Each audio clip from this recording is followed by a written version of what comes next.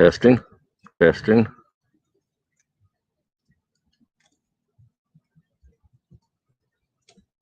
Still hasn't come through yet.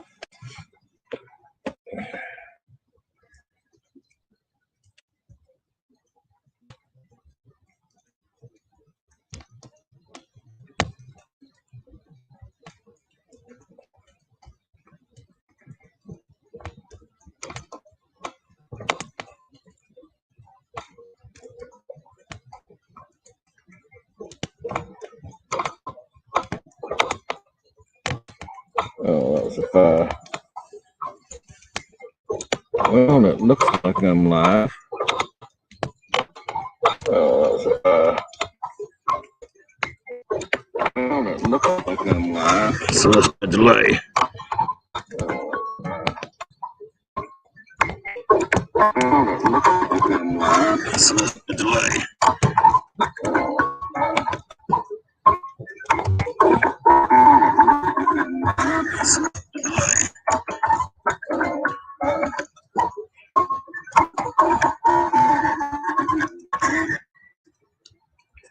Testing.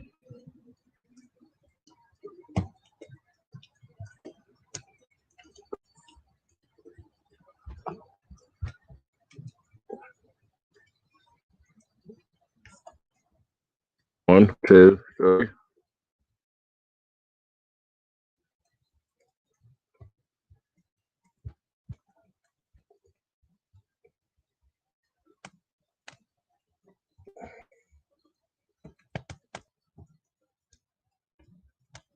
We got Ace. We got Sean from Great Outdoors. We have Chad, my blonde twin from another mother. We got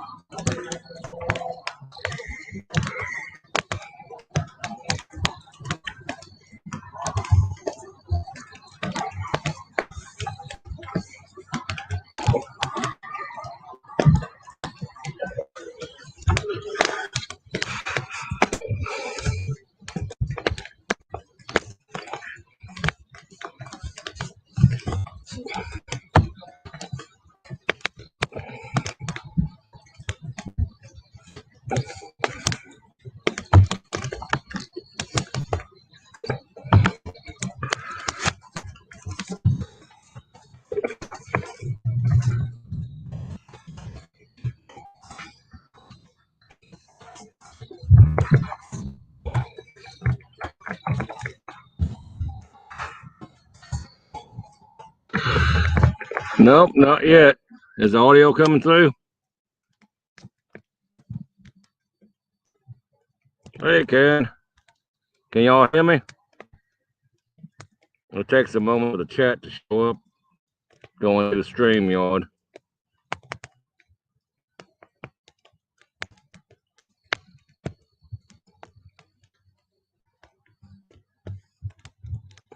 Good, good. How's it sound?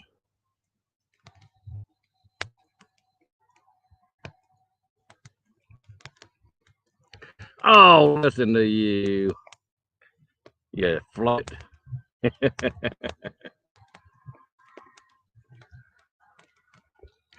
Now be sure to subscribe to it and hit that like button, like they always say. Y'all be the first subscribers officially.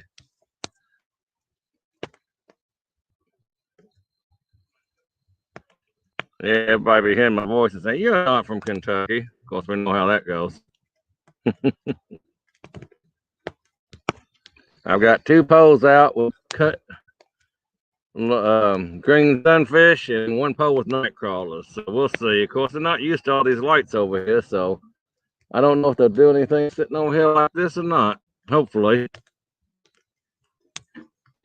I got me a nice big fire going over here. There you go, Karen. That's for you.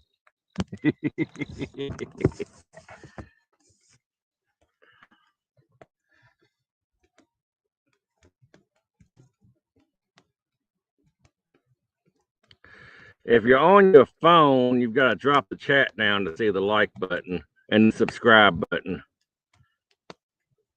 Somewhere in there, you can drop chat down and then you can see the subscribe and like. The phone's a little bit more difficult than a computer. If you're on a computer, it's easy to see. I'm hiding in the dark. Nobody wants to see my ugly mug. Oh, chilly here. We're done down below 50, I think.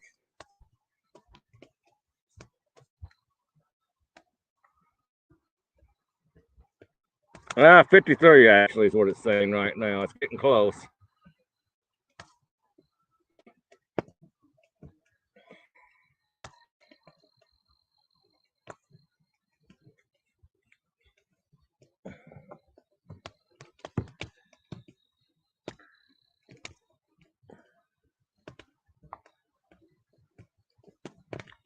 Yeah, probably the signal. I'm running off my phone. I'm a little bit too far from the house for it to pick up the network.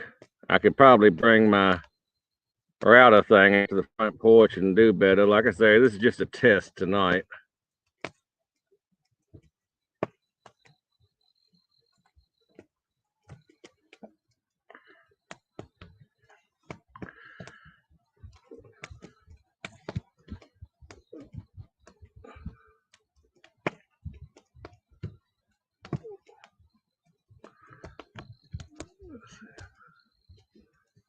Huh.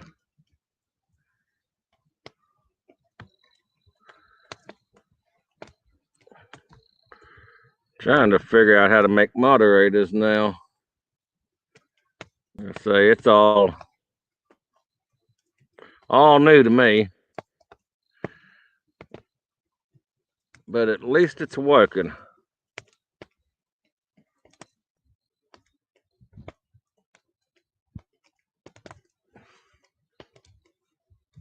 I could probably put the fire on it. It'd be more interesting than watching the polls at the moment.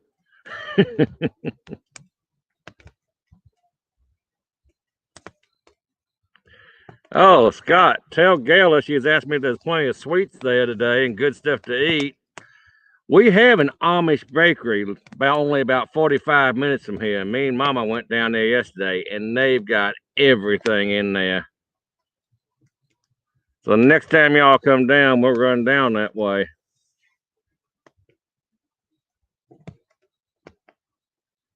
And an Amish bakery is open 6 days a week, except for Sunday. Plus, it's also a salvage store, too, so you get good deals. Spices, salt, pepper, flour, all that kind of stuff they buy in bulk. And then they divide it down in smaller containers, and you only have to pay about half the price for it.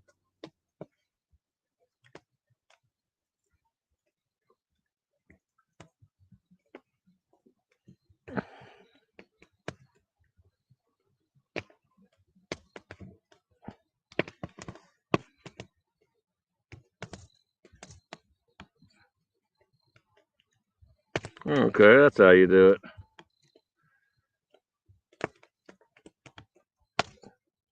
Okay. Now, how do you take it off, I wonder?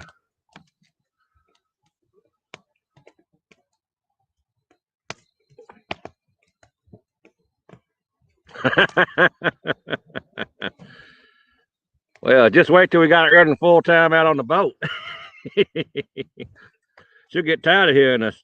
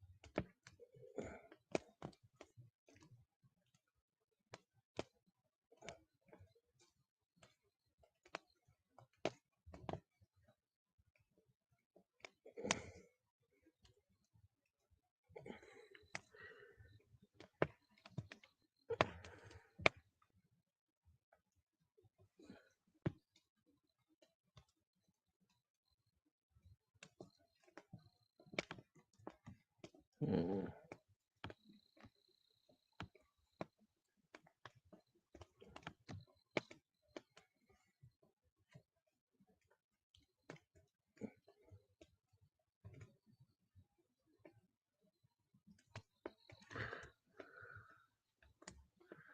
What flag?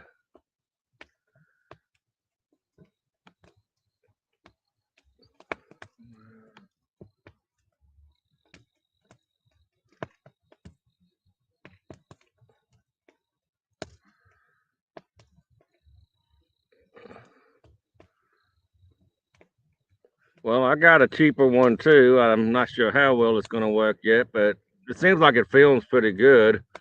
I don't know about live streaming or anything. Which brand did you get?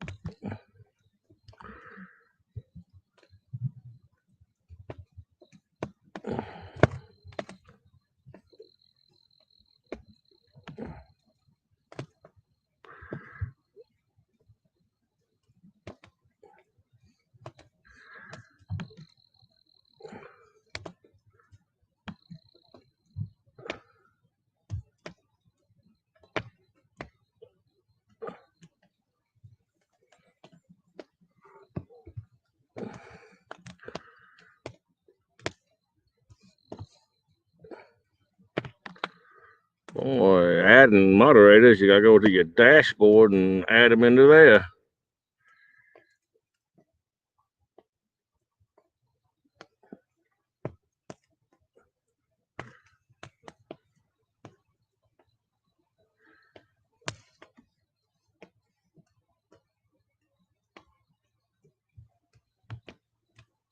Okay, so that's how you take that off of there.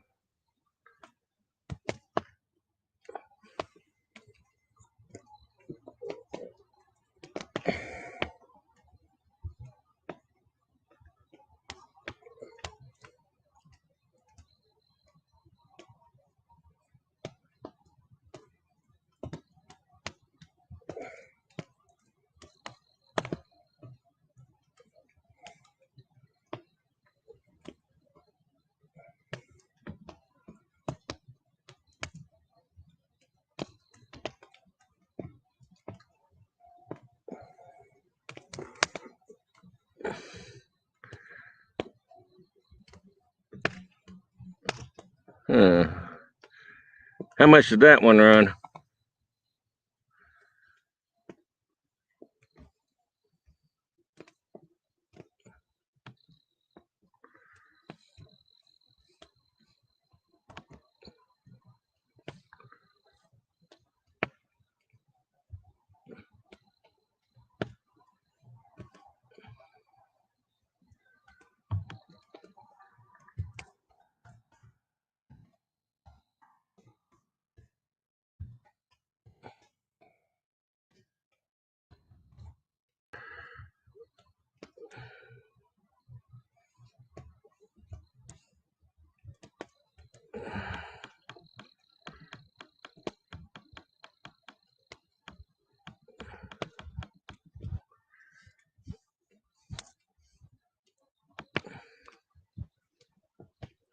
I was trying to figure out, have you activated your channel, Scott?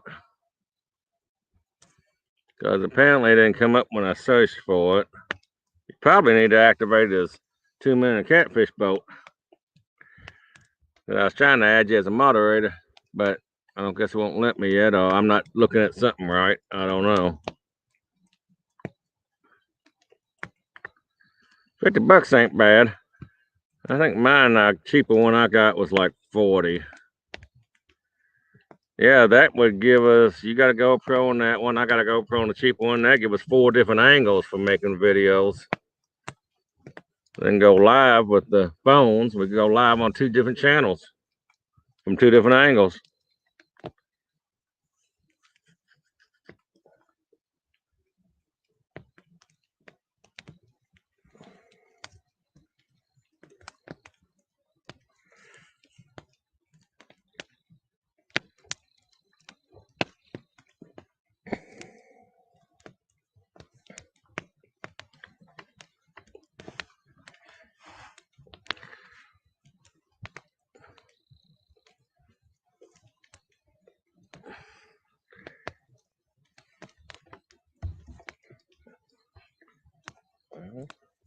I caught me about a dozen sunfish and bluegill earlier, so I'll even have bait for tomorrow if I go down the creek.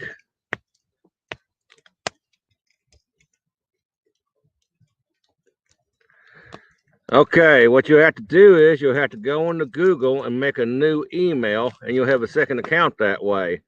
Then log in to start your 2 Minute Catfish Boat, and that second account, like your new Google email, will be 2 Minute Catfish Boat at Google. I think is what you need to do. Now you can change your Scott Wiseman by going into your Google settings on the way to PS2 2 Minute Catfish Boat, and it won't show up Scott Wiseman on here. See, that's what I did. I did not make a separate account for this. I actually just changed the way my name is shown underneath the Google settings. Oh, we got Sarge here. Say hi, buddy. Say hi. Look at the camera. Look at the camera. Oh, ain't he sweet looking? You brat. Are you over here trying to get tangled up in something? Huh?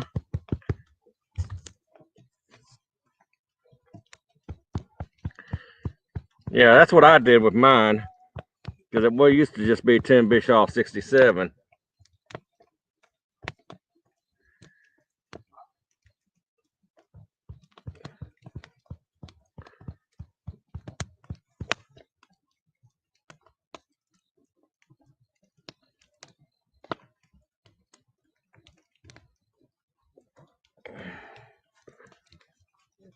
Yeah, he's mad today because I left him at home and went down to the Amish auction. I couldn't believe that kid. He couldn't have been more than 18 or 19. Ran that broken tackle box up to $30. I said he could have it at $30. Callie's boyfriend. Yeah.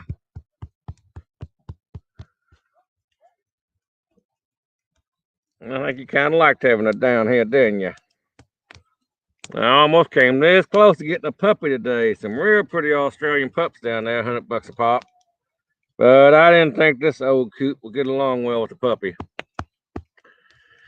So I didn't, but they were some pretty puppies. Don't you knock my table now over.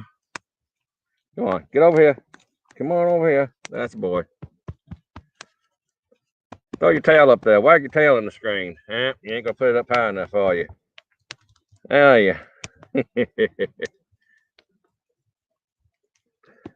Oh, come on. I want a bite. Last few nights I've had the poles out. I usually check them around 11 or 12 and nothing. And then by morning is when I've had the fish on.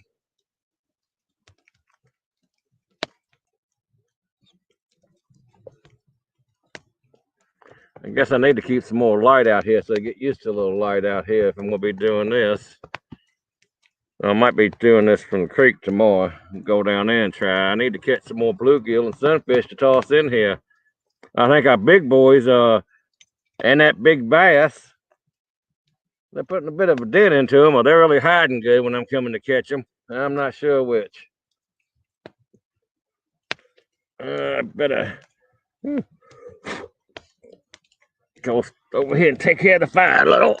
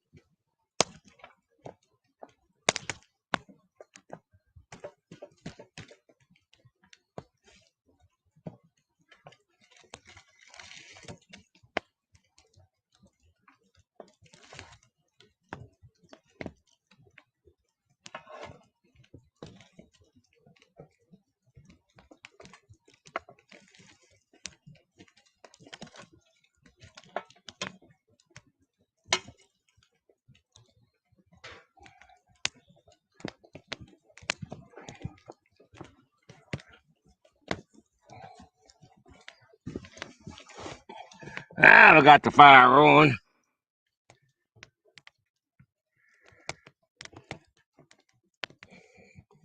I know Karen likes a fire. We'll turn around for a minute. Ain't nothing hitting over there. Maybe they'll make something hit. I'll turn on the fire and the big old full moon up there.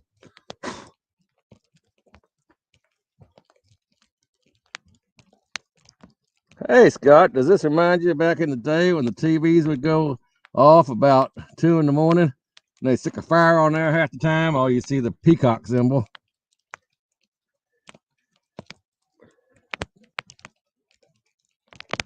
Oh, you always used to see the fire around the holidays as a placeholder. Let's see. There's the moon up there above it.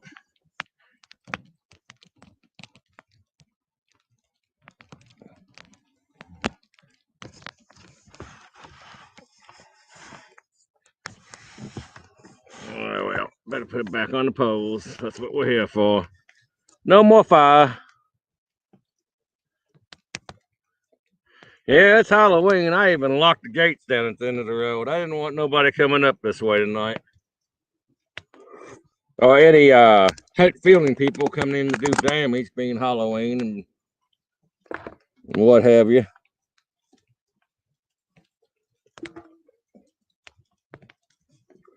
That'd be all I need.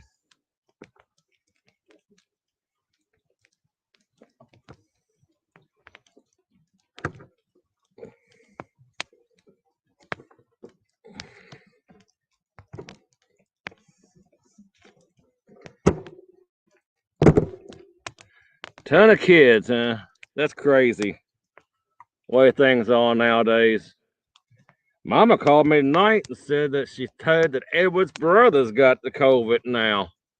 So now I gotta worry about him being around him and coming down here. I told Mother to stay, keep a distance. I don't think it would hit me too bad, but hell, you never know nowadays.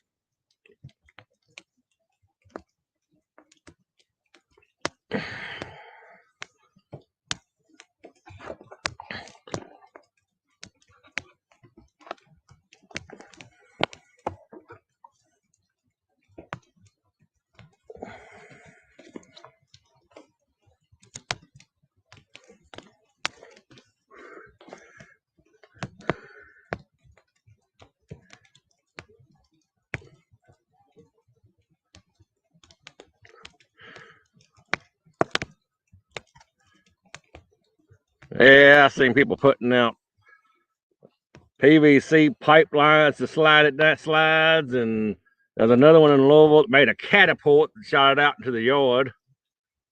People going all crazy with stuff.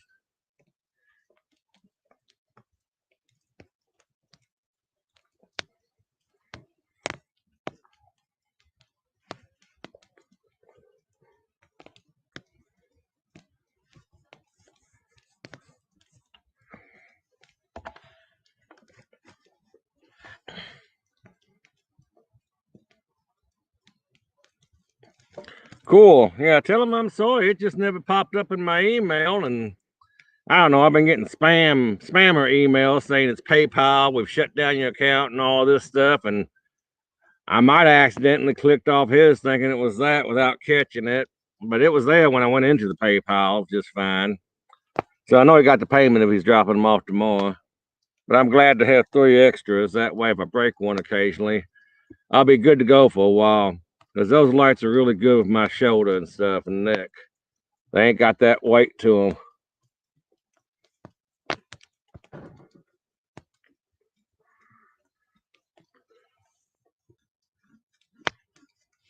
Oh, yeah, scammers driving me crazy. And you got to look careful. Sometimes it's hard to tell the difference. Oh, I had emailed that company down in Tennessee on that Seahawk. They said them live wells in it with 28-gallon front and 28-gallon in the back. Which that ain't real small. I mean, it's a decent size. I mean, if you got 2 of them, you can split fish between the 2 of them too. Of course, if you're in a big area, put an extra live well on the front.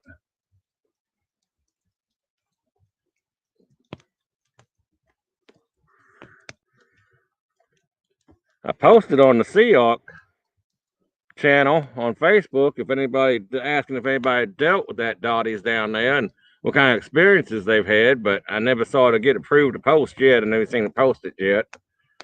So hopefully get a little info on that. Might be worth going down and looking at that. That's 18 foot. I'm not against the Seahawk. I mean, hell, if I'm going to put that kind of money out, I might as well go ahead and get something new. And I can't afford a new Targa 18 foot. That'd be up in the 45 to 55,000 range, set up the way I want it. And of course, the Seahawk will take more abuse.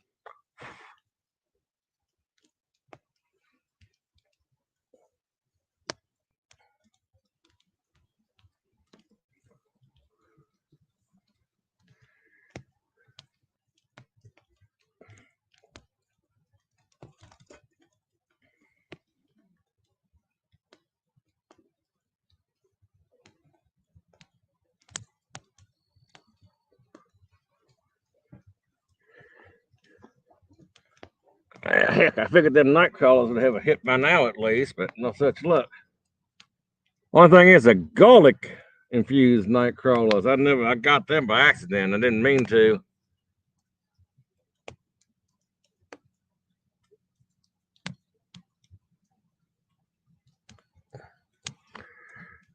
Oh, I'm just talking they're fine for just going out and fishing for eaters or something. You could put quite a few in the two of them. Yeah, I know that. That's what I say. I convert one of them toolboxes or build one from scratch or something. Get some of that aluminum board.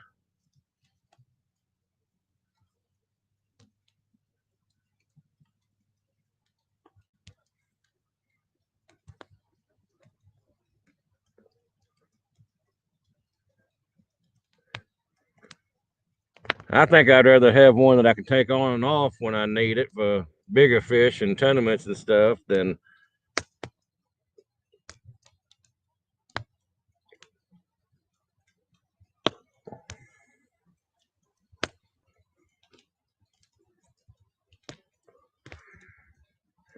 oh, 28 gallon make great bait coolers, except for shad.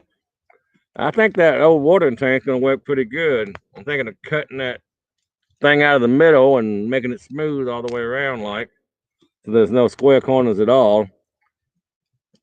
I think with it mostly oval, it might be okay as it is, but I don't know. I'll see when I get looking at it and working on it.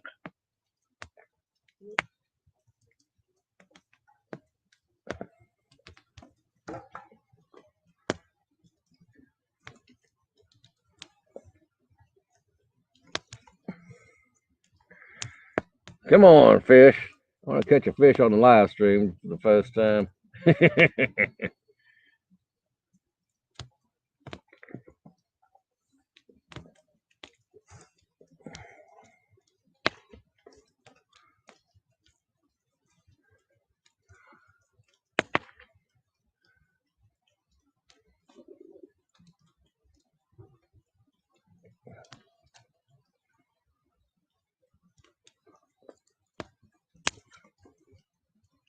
I think he told me it had a 28 gallon fuel tank on it too.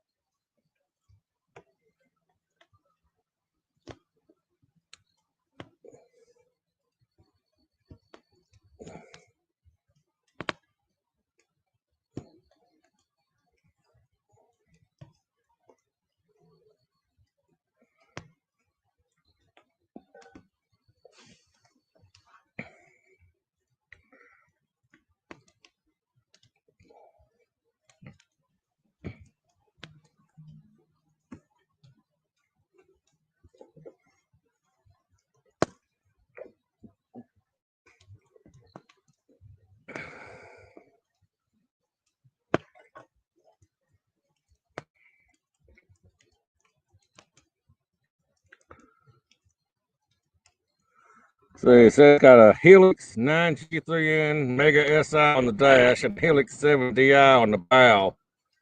80-pound Ultrex with eye palette with down imaging, stainless steel prop, battery charger built on, and 115 horsepower, 13.5 the way it is.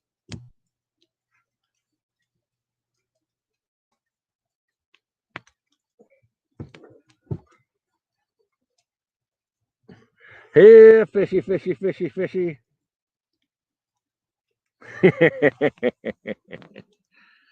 Maybe I'll do the call number and dip the net. Dip the net. That always seems to work for him.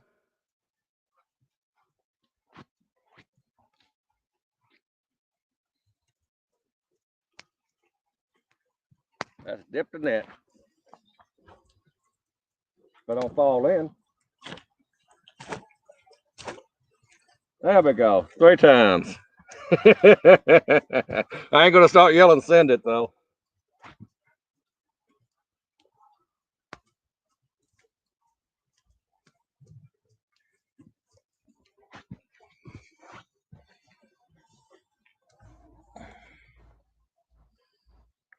$33.5, not $13.5.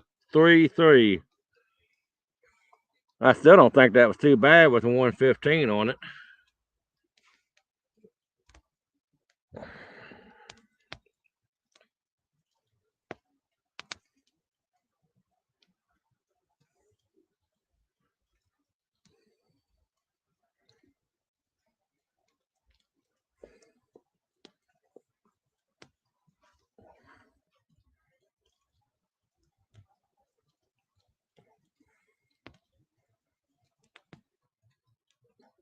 I didn't think that was too bad for a brand new one with the 115 and all those electronics and the trolling motor.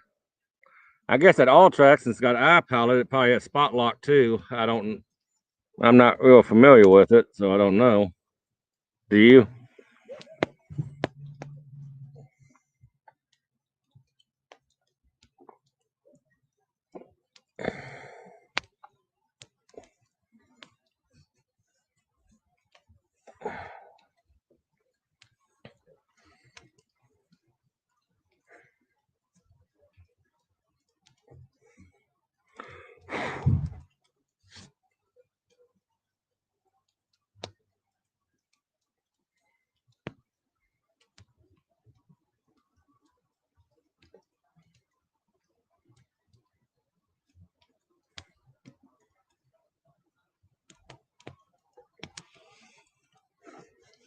It was actually reduced down from, I think, 38, 37.5, 38, somewhere in there. And it's 2020. I guess maybe they want to move it before year's end or something. Of course, everybody's wanting the Pro Cats and the new cat fishing one and all that. I think going that big would be just too much for me.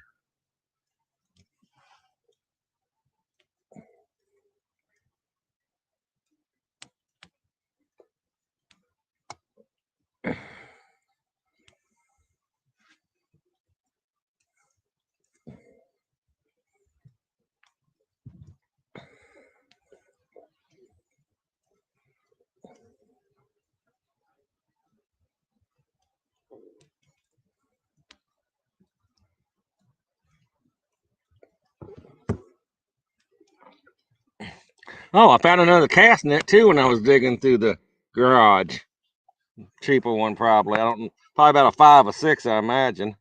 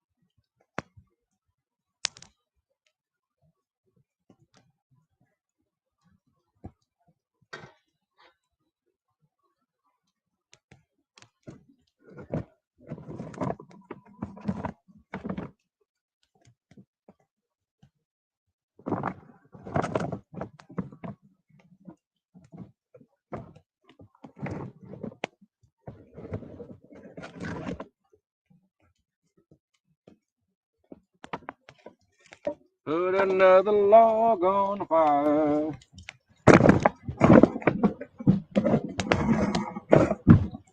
me up some bacon and some beans. Catch a catfish and throw him in the fryer. Now you're getting serenaded, huh?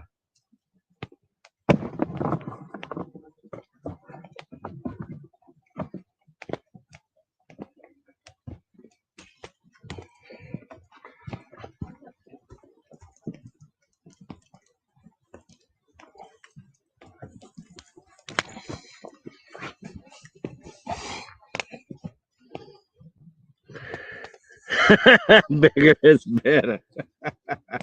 I just don't want to bulge though. I think 18 foot's plenty big enough. Well, hell, it's almost 19. Oh, you can hear me singing, huh? That must be a pretty good microphone on this laptop.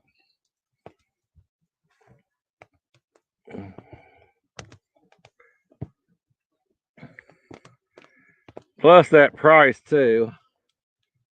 I mean, if I wanted to later on, I could always trade up. I'll sell it and move up bigger if I really thought I needed it. But I don't know. I don't really want something that big until I got a place to put it most of the time and keep it. Well, that's true too.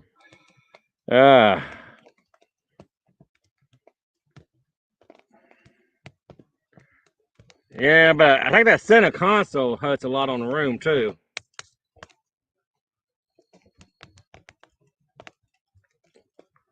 And the console was all the way over to one side. I think it'd be a little bit better for maneuvering. I don't know. I'll figure it out. See what I can put down on one, and if I go that route, and how much payments would be and stuff. I can't overextend myself. Just now getting the stuff back together. Yeah, I know. I thought about it too.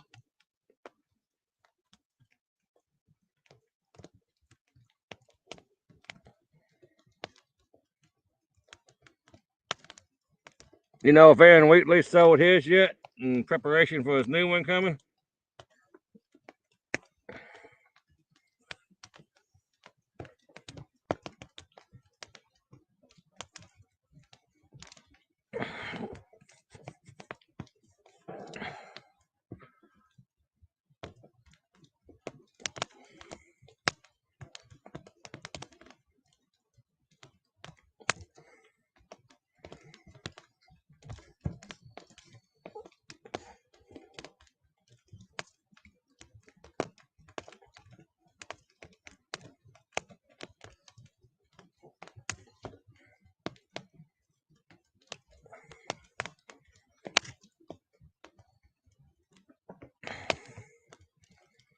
Yeah, I know he took care of his. His wouldn't be one I would think twice about, really. Well, if you think about it, maybe send him a text or something and ask him if he's gotten rid of it or got somebody lined up for it yet or not.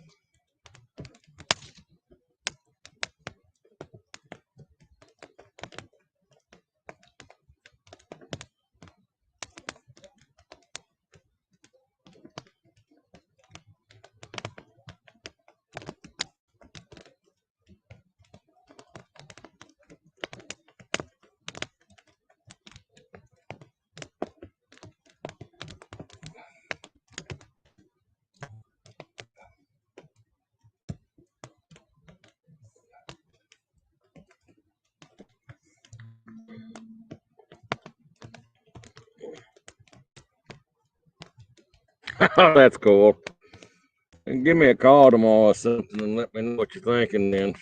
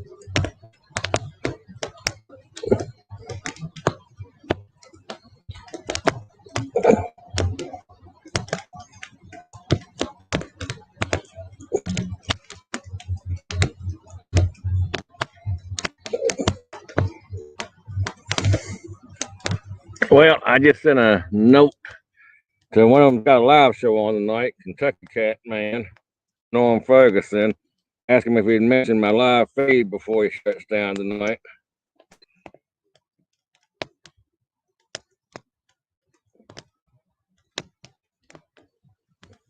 So see if we can't get some people coming in here in a little while.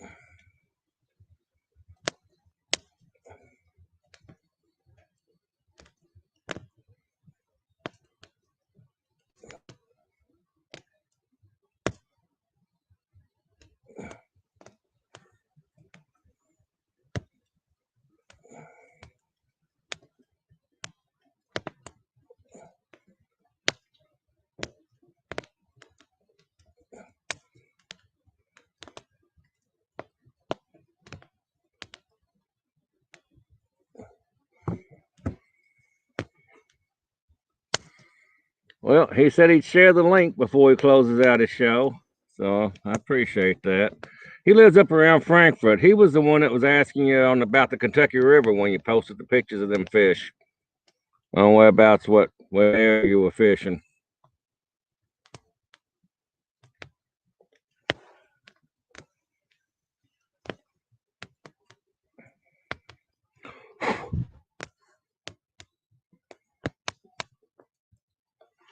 Oh, come on, fish.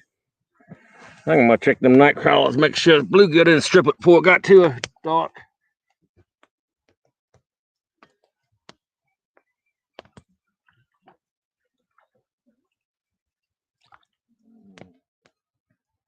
Yeah, something's pulling at the one. I guess bluegill was working on it.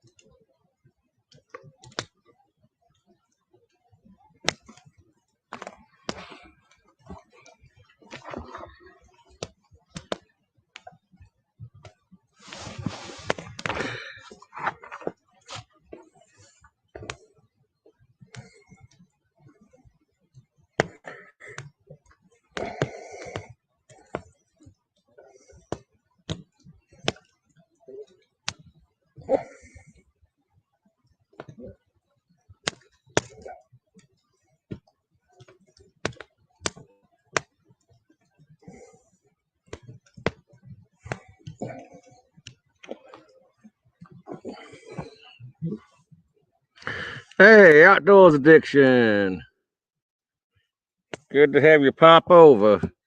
Just doing a little pond fishing here tonight. I got a couple cut sunfish out and one with night crawlers. Hoping to nail one of these channels. I got a couple flatheads in here to help the population control on the sunfish and stuff. So maybe one of them will come along.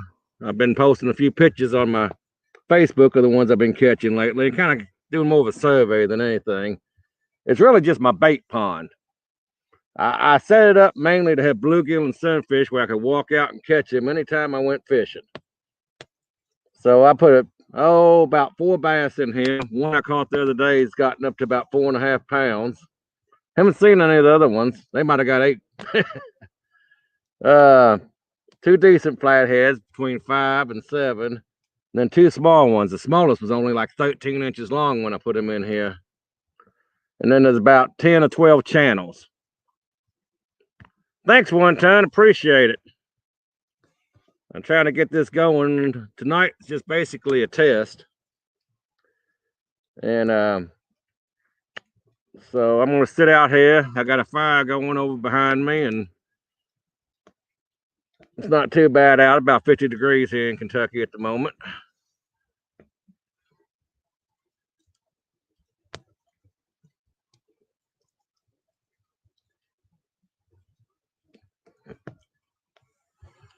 So I'm still learning on this. I'm still trying to teach myself how to edit videos and so forth, but this is a start.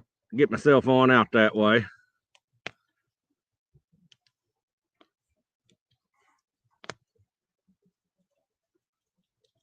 I got a bigger lake I'm in the process of building. Well, we built it and we ended up a problem with some field tile deeper than we thought it was. So got to go back in and redo some of that.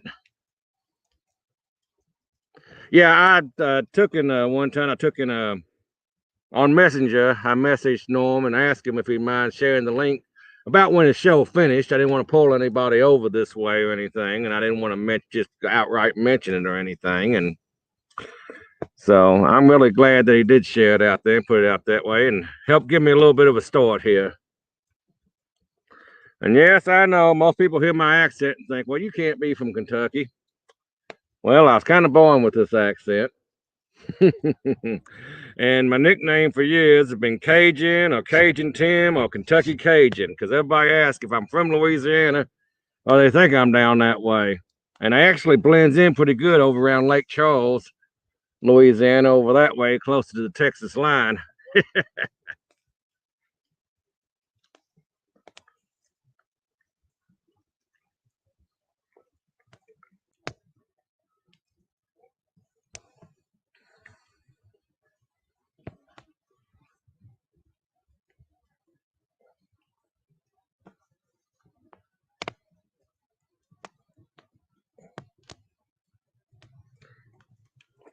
I'm doing double duty too here. I'm listening to Norm on my cell phone, and I got my laptop set up for this.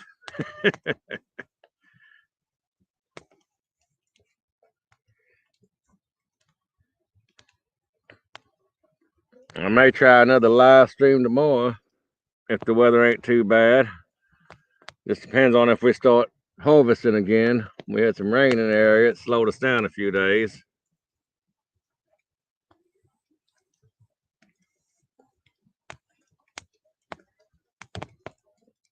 So can you fellas understand me and my accent just fine through this microphone?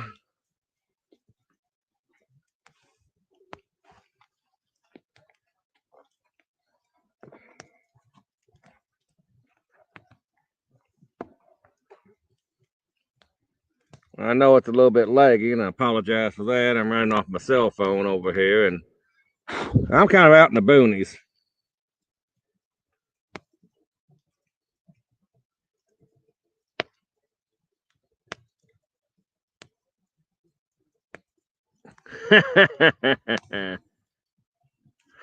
Yeah, Wiseman. Scott Wiseman in the house. That's my fishing tournament partner there and best friend. And you'll find him on, we got a page set up too on the 2 Men and a Catfish Boat on Facebook.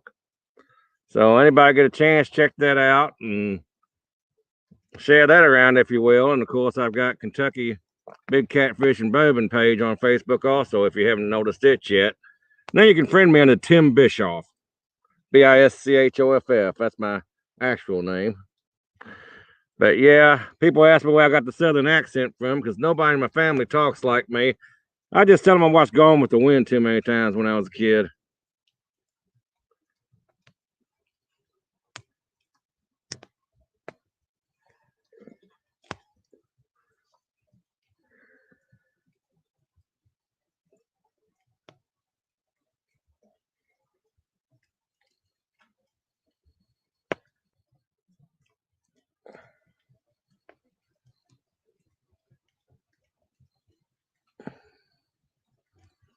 There you go. He popped it up there.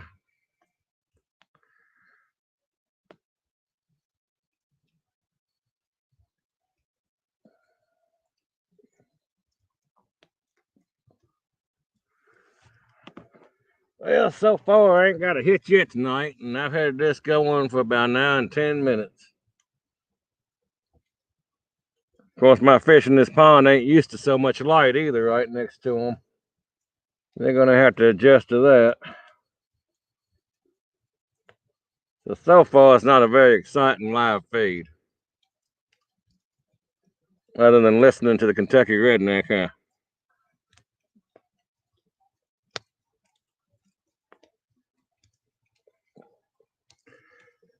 Oh, I need to step over here and take care of the fire.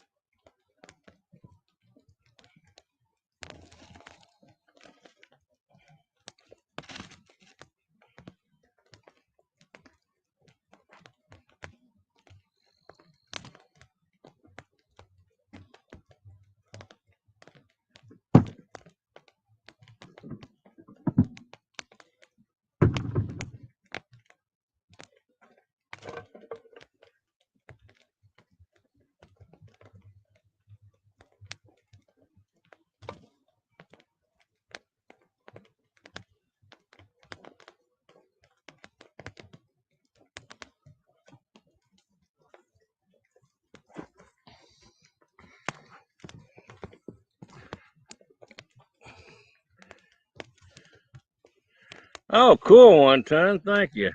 No, I ain't yelling send it, Wiseman. That's Combat Call's number.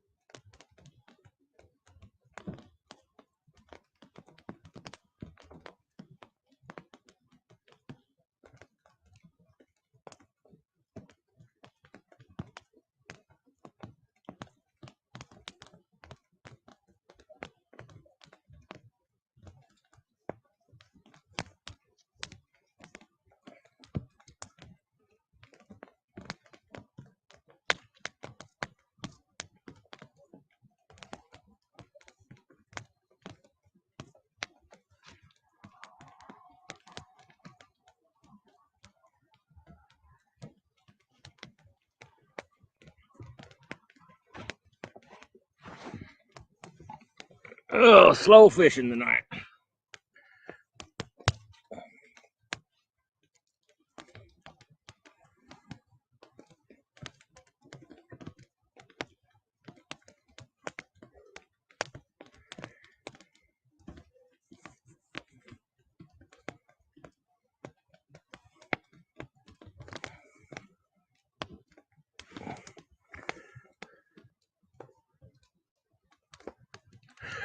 You can hear it, huh? This must be a pretty good microphone. Here you go, 1 ton. I'll give you a better view of it for a moment.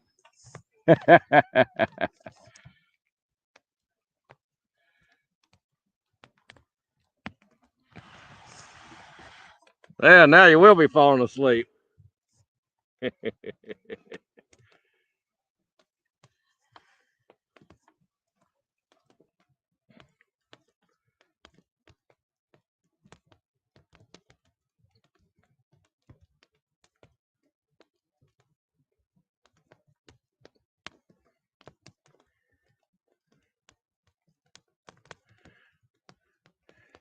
Yeah, I got my little personal pond set up real good here. I got me a fire pit and chairs, and I'll have to take and go around it, show it during the daylight and so forth. And the one I'm building, kind of show some of the things Dockery was talking about as far as setting it up before you ever let water get in it. And how I'm doing that one. I'm making it plenty big enough to have a population of all different kinds over there, even crappie.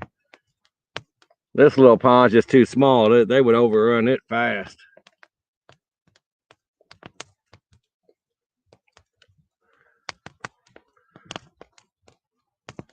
Which would be fine if we could use them for legally for bait, but we can't use game fish except for sunfish, bluegill.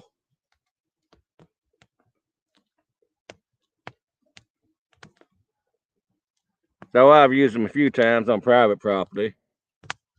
We actually have a pretty good creek, small river running through the middle of the farm here, and that's where I got all my stocking from my pond.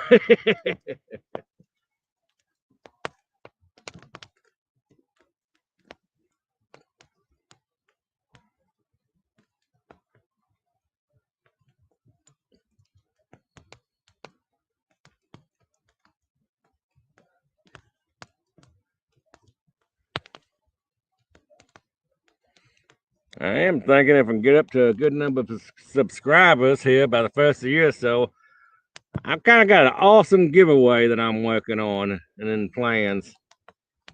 that'll have something to do with the catfish conference.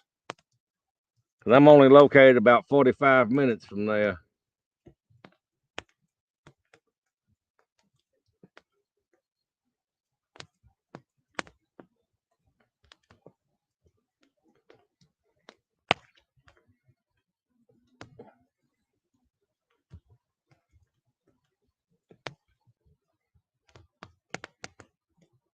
I did put one drum in here that I caught. Just one, because I didn't want them reproducing in here. He's about 2 or 3 pounds when I put him in here, but I ain't seen nothing of him or hooked him or anything since I put him in. Oh, it'd be great to meet y'all.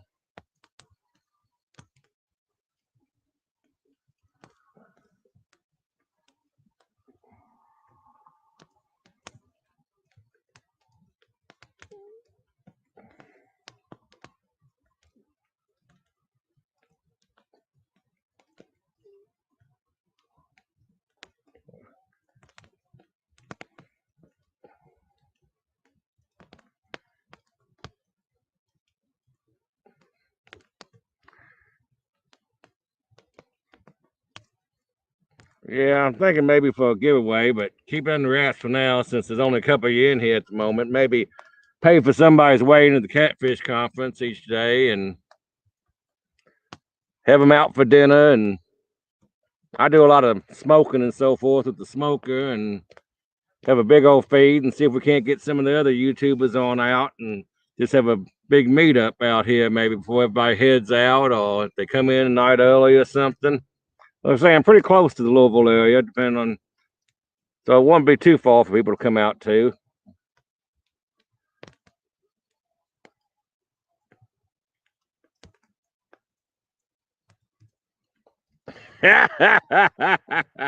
Wiseman, my favorite name for you, Wise Horse.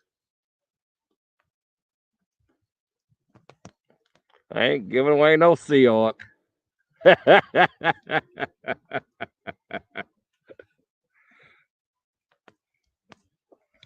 Good Lord. I wish I had the money to do that. But that ain't nothing that's going to happen anytime soon, or in my lifetime, probably. Unless I won the lottery.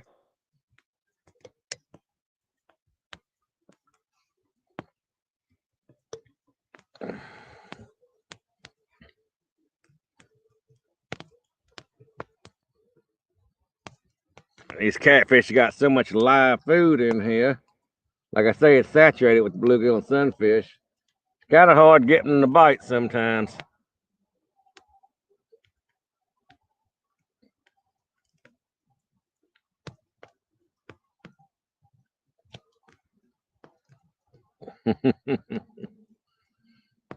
Yeah, so which one's on here tonight in the 1 Ton Fishing Club? I've been watching y'all's videos and hitting like and stuff when y'all go live, and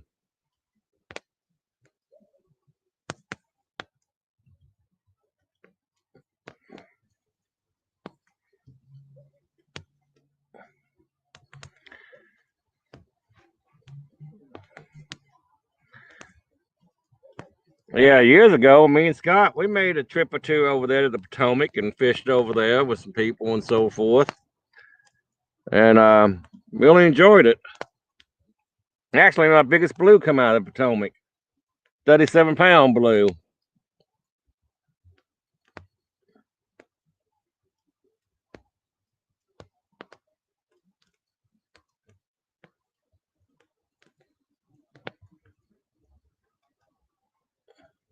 Okay, I believe so. I've added so many new friends here lately with all this getting connected with people on YouTube and watching them. I can't keep track of who all is in there anymore. And then, of course, you got to watch out for the idiots that's just tagging on and trying to sell something. I had somebody pop on there, didn't realize it before I clicked on, you interested in Bitcoin and such? It's like, no, buy, delete.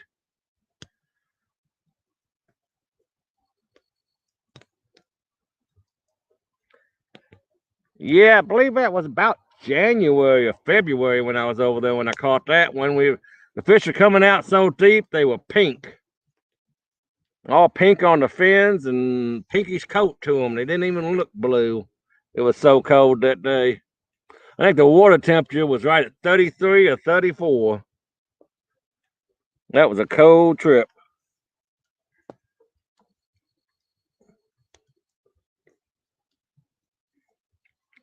I can't remember the name of the fellow who I went out with. We actually went out fishing the day before, and then I fished in a tournament with him the next day. We did better the day before as usual,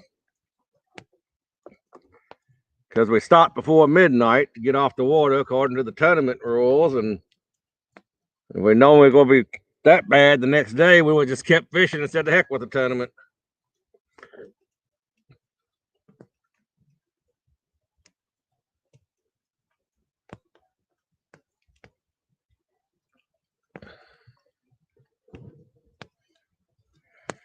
Yeah, here's my buddy. Check out this brat. Yeah, put your head up there in the face. There you go. This is my dog, Sword. He's got to go everywhere I go if I let him. He loves to ride in the truck.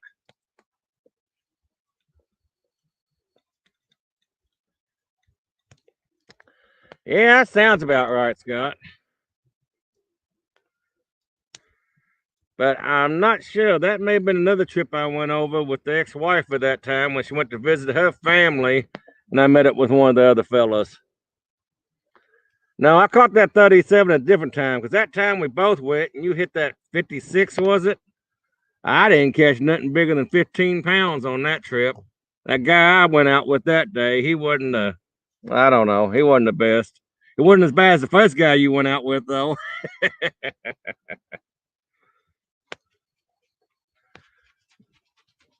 Yeah, I was over there 2-3 other times, because remember, Rhonda's parents lived over there.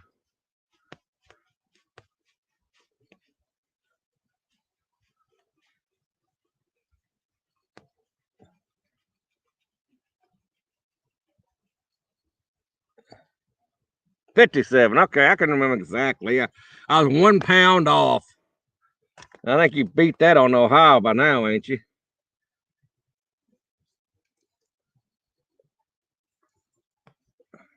Okay, dog. You can't climb up in my lap. You know better. Go on now. Go lay down next to the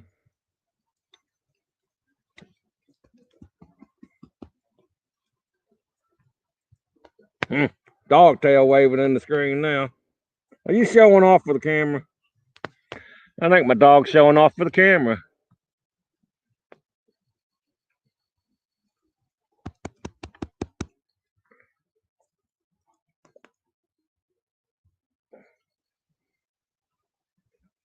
Go on, dog. Before you knock the laptop off the table. Go on now. Come on. Get over here. That's better.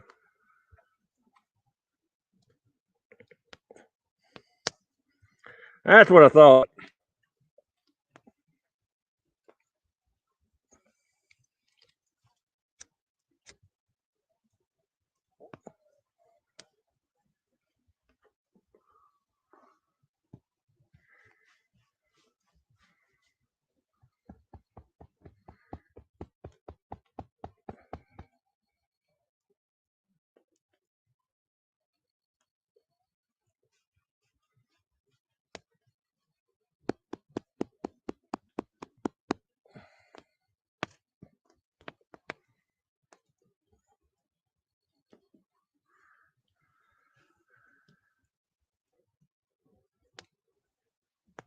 I bet that may be good in a blender. Grind it up with a bunch of ice, like a daiquiri almost. Yeah, Kentucky Big Cats and Bourbon. I guess we got to talk about bourbon a little bit. Evan Williams is the brand around here. Well, we enjoy other ones too, but you can't have Kentucky without bourbon.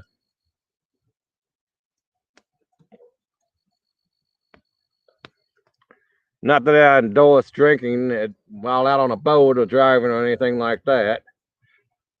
But on private property here at home, it's okay. But like anything, you got to do it responsible. That's what I was kind of afraid when I put Bub in the title. People might take it the wrong way. So I made sure to put in the description I was not endorsing drinking and boating or anything.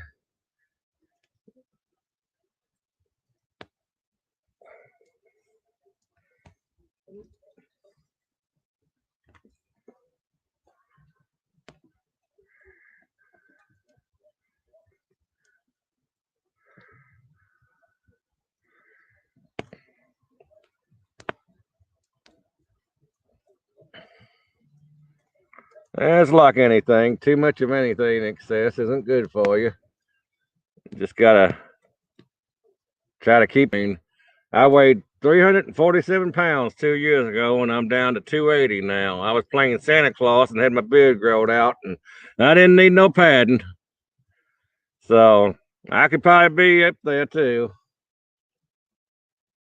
But then again, I didn't have the best marriage and everything, so I guess food was a crutch at that time. But I don't have that problem anymore. Just me and the fishing and the dog.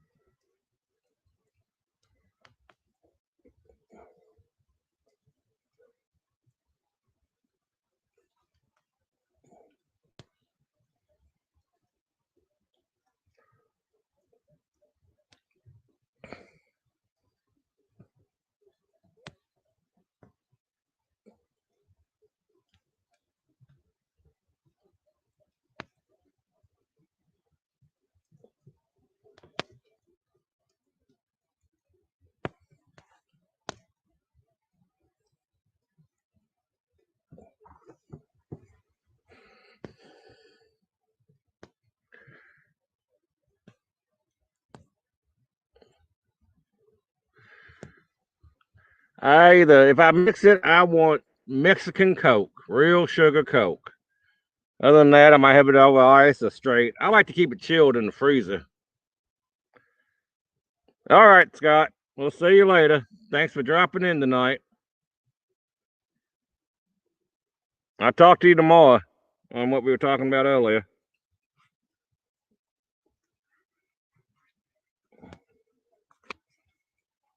Thanks.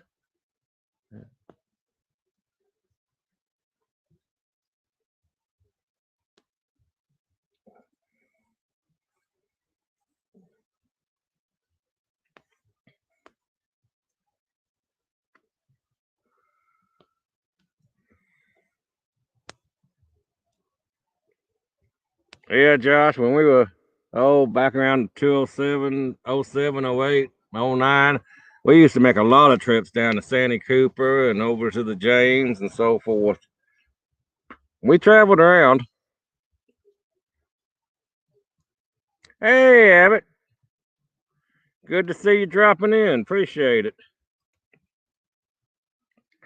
It's kind of slow here on the pond tonight, but I figured I'd sit up and give it a try and try to teach myself all this stuff.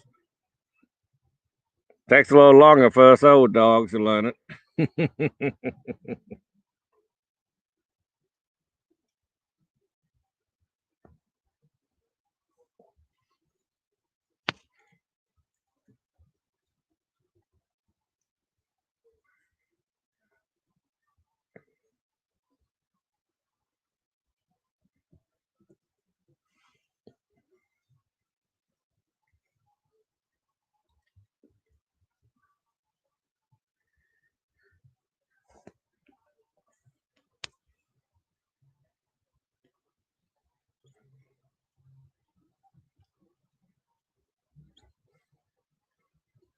Thanks, Abbott. Appreciate that. I'm going to try to get this thing to take off. I do all kinds of fishing. Small ponds, creeks, rivers, big rivers, all different species. As long as I'm fishing, I like it. I ain't no problem. I don't mind you asking a bit. Out here tonight, I've got some Akuma spinning reels, 250s and a 40. I believe the other one's a 40. And two of the rods are B sticks. And the third is an old Power Plus rod that Bass Pro used to carry. And these I use in smaller areas. Now on the boat for dragging and everything, I use the CPR Chubby Cat rods. I really like them. They're real light. They're not heavy. I've got shoulder and neck problems and several surgeries and so forth. And they're real easy to use all day. Them CPR Chubby Cat rods. And the reels I use are the Bass Pro Cat Masters, I believe. I'm drawing a blank right quick.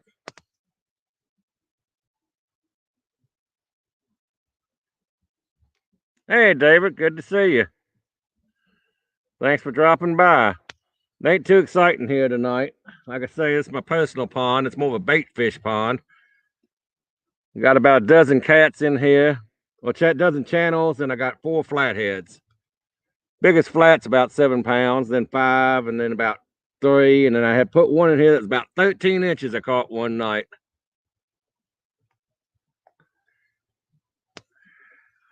You know, I've had those rods probably going on back around 2005 or so.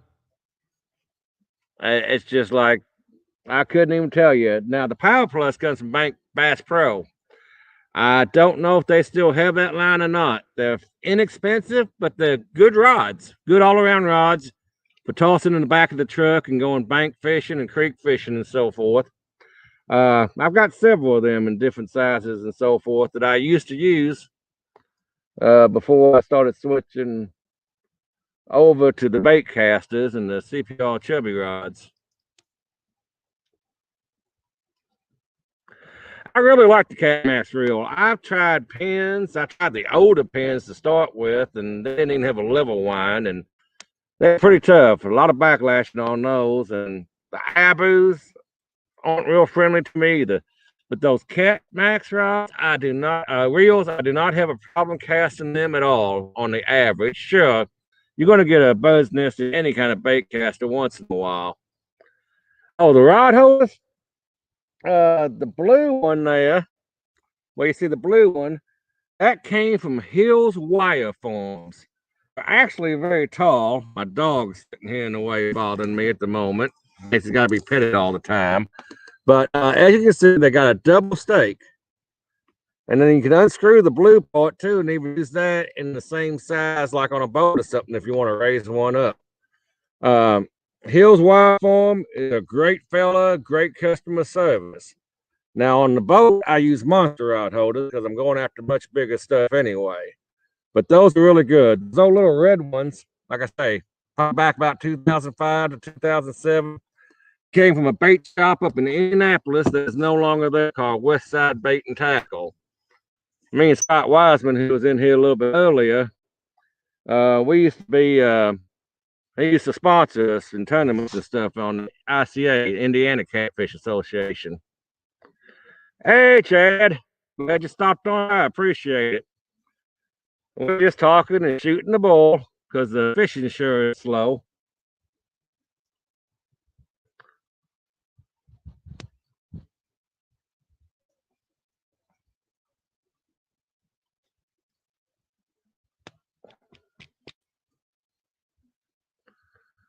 But yeah, those are the best bank rods, the blue ones there with the 2-prong base. And like I say, the base is screwed, base stakes are screwed onto with wing nuts on top. And then you can move the blue one too and put it in the same. Believe he only sells those on eBay is his main store. Go on eBay and look up Hills Wire Farms. Makes it pretty good odor for the boat too. Don't know. They didn't used to have as heavy as monsters back when I bought those and other ones from him, and I moved up to the monsters. He may have heavy ones now. I don't know for sure.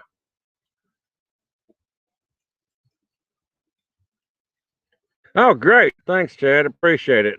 I say I'm trying to learn how to do all this stuff. I'm still trying to teach myself how to edit videos and working on that, but this is like the easiest step to go ahead and get in there. Hey, D, I see you get jumped in there too. I'm sorry I missed you there as it was rolling up. Yeah, Hills Wireform.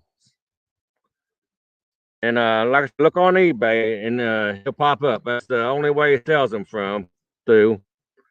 But I got an order from him one time and they left the nuts out. I gave him a call. He overnighted them the next day and they were there.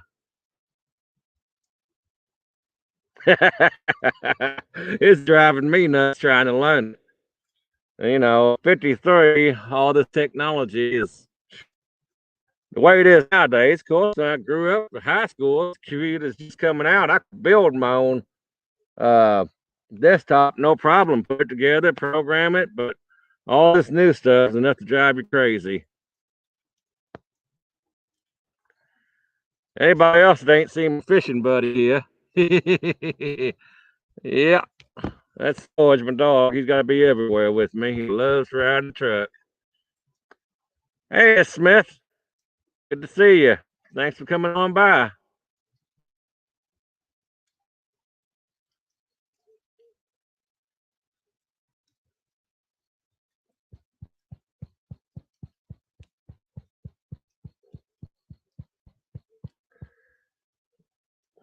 Yeah, this bait pond of mine, I just did about most of the stuff the doctor set out to do for a pond. Because I put green sunfish in it, bluegills. But that's all I meant for it to be, was a little fun pond, and I could walk out the door and catch my catfish bait before going fishing. LG Bass, Betty, good to see y'all.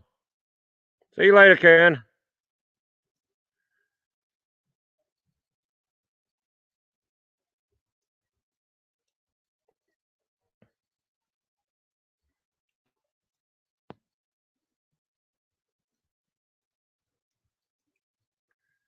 So I was saying earlier, actual name is Tim. Several Tims floating around.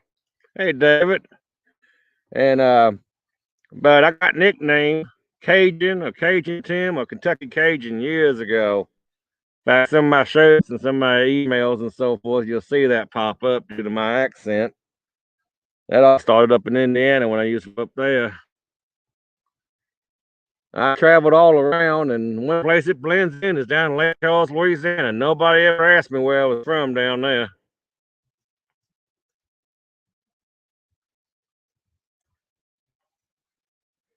So I'll answer the Tim, Kentucky Big Cats, Cajun Tim, whatever you want to call me. Just don't call me late for dinner, as they say.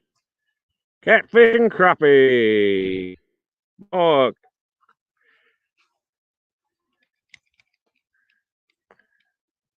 yeah, Mark, I was just saying I've done everything the opposite of what Dockery said with my pond.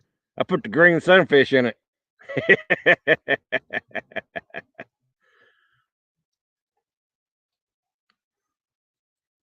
I just walk out the door and catch my catfish bait that way.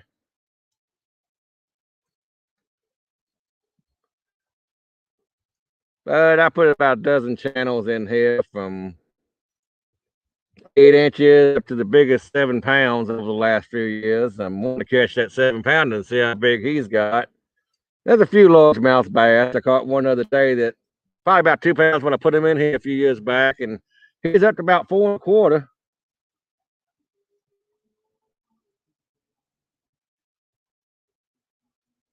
And then I got 4 flatheads, smallest 13 inches long I caught one day, up to 7 pounder that I put on Facebook the other day. But yeah, it's less than a 1/4 acre pond probably altogether here. It's just a little bowl pond. I'm building a bigger lake over on in front of the house. I have to do a video showing off the place here and We ran into some problems with some drain tile in the bigger pond, and it's got to be dug out before it's going to fill. 7 a.m. I don't know if I'm going to be awake at 7 a.m. Bait tonight, I've got cut green sunfish on the 4-2. And on this one right here closest to me, I just put some night crawlers on it.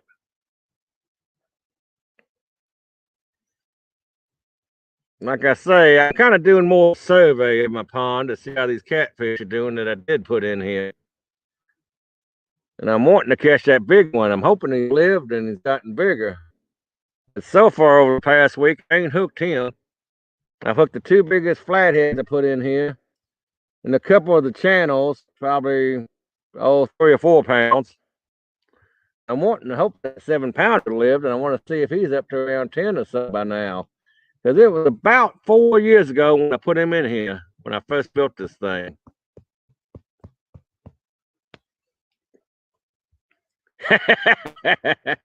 I'm not setting my alarm for it either. He'll either still be on when I get up or I have to watch it later. Well, I hope I ain't missed anybody come in the feed so far saying hello to them. If I did, I apologize. Like I say, this is all kind of new to me, so kind of get used to watching the screen and watching the polls.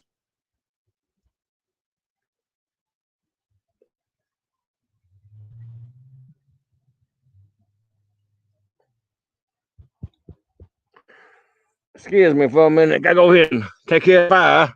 It's chilly out tonight.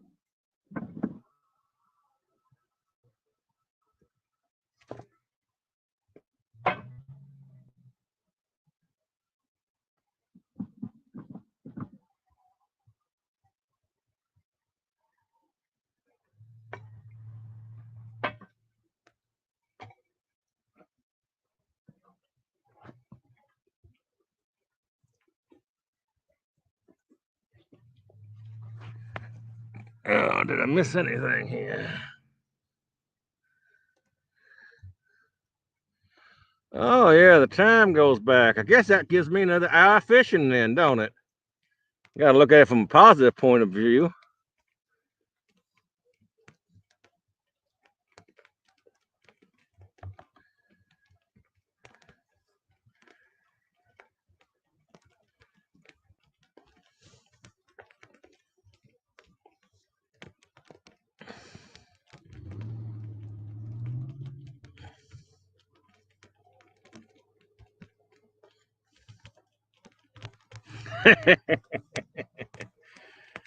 Yeah, I figure I'd make it to about midnight, maybe even 1 o'clock, but these fish are so well fed in here with so many sunfish and bluegill in here. It's kind of hard to catch the catfish because they are not lacking for food at all. And I still feed them once a day usually.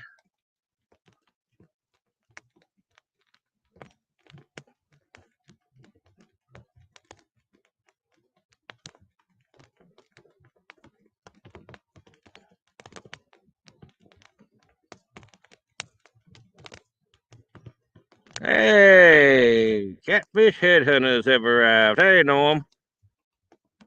Hey, no problem. Like I say, I didn't want to pull people away from you or anything earlier. That's why I said wait till they're at the end and maybe a few people come over.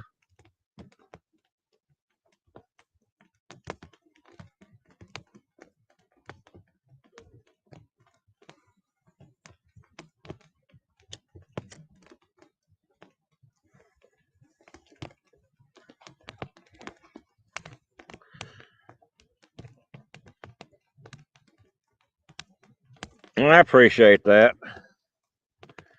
Well, like Granddaddy always said, good manners will take you a lot further than bad manners.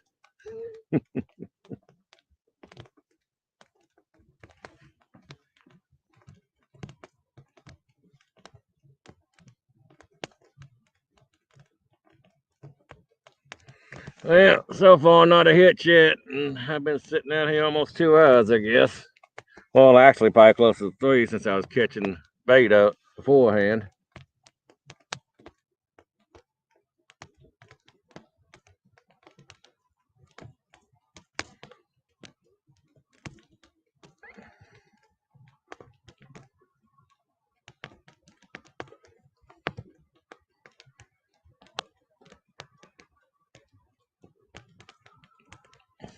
Well, I appreciate that, Stan.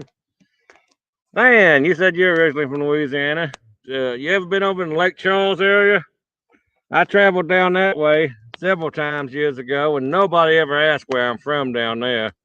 Up here, they always ask me where I'm from, even though I was born up here.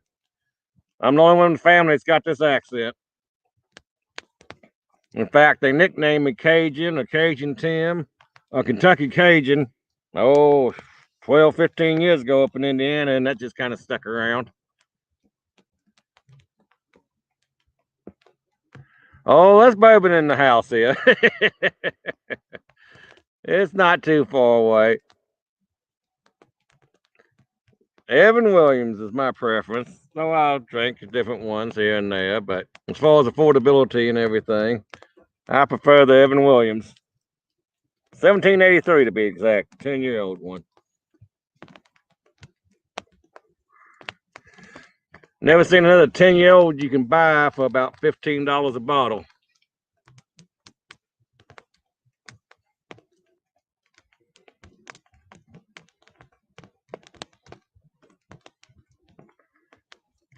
Yeah, Stan, I figured out I kind of got like a Texas twang and Western Louisiana. They kind of blended together. I was living down in Texas for a couple of years at one point.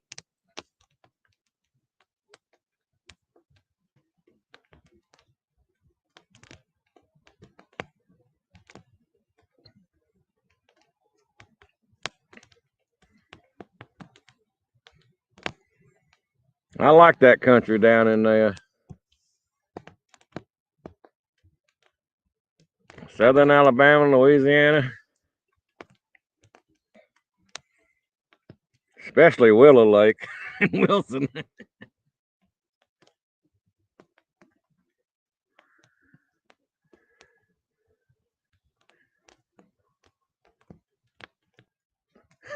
Wayneswood going. Yeah, I saw that. I was listening to it the whole time I was sitting here.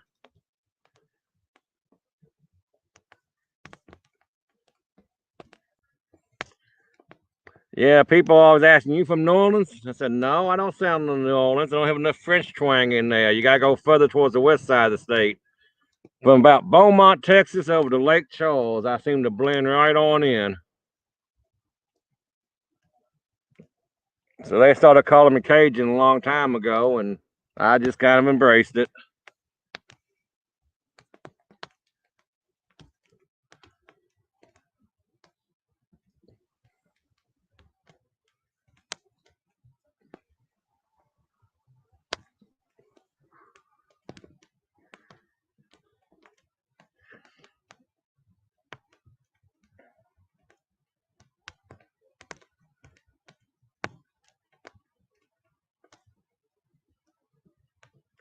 Well, I thought for sure that cut sunfish would get a reaction with a little blood in the water with it cooling down, but so far, no luck.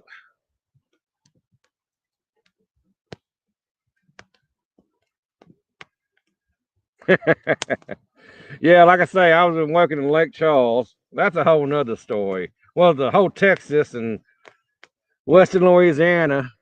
I was working for a company that did Santa Claus photos in the malls. And my territory was the entire state of Texas and 2 locations in Louisiana. Lake Charles and up above it there in Lafayette. Maybe. Heck, I done forgot, it's been so long now. I drove all over Texas from top to bottom, side to side. I never will forget. I was in Lake Charles, actually, and they called me. You got a Santa Claus that got hired that has a criminal record over in Midland, Odessa. I drove straight from Lake Charles across the state of Texas over there to have to fire that fella. That was something else.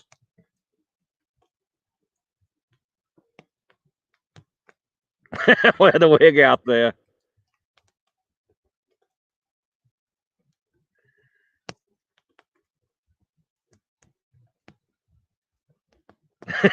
Be ready, going, sir.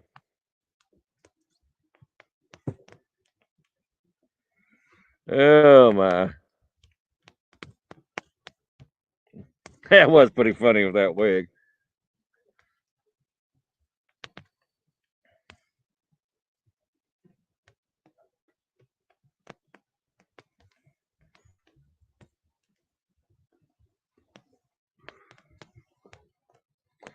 Well, almost 2 hours and not a hit on that cut bait. I think I'm going to switch them out to some live sunfish and bluegill. See if maybe that'll do something.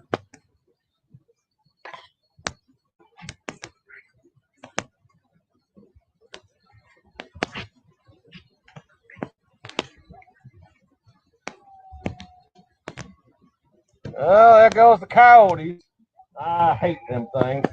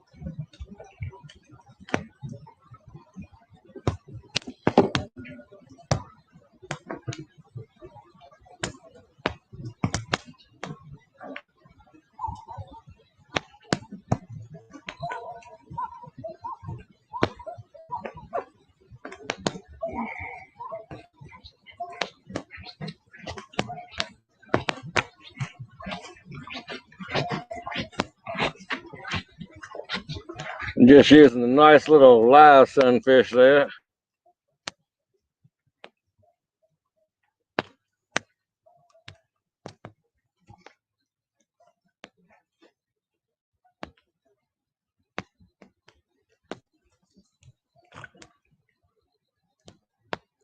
Oh yeah, right on that rock pile out there.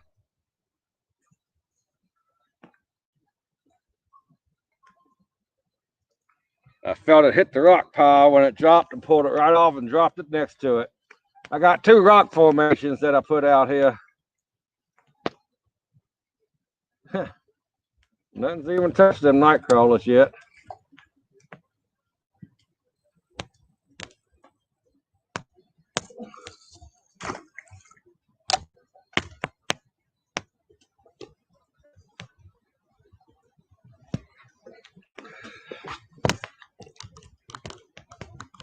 Turn that light off there. Sorry about that.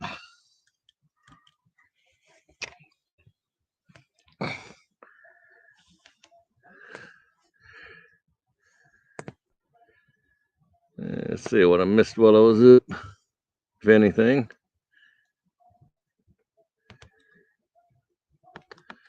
Yeah, I really like the Makuma bait runners for small areas. I started using them years ago. Of course, I've graduated to the Cat Max reels and the CPR chubby rods on the boat. I really like them. But occasionally I'd like to go carp fishing too, which I just re-rig them for carp, them bait runners.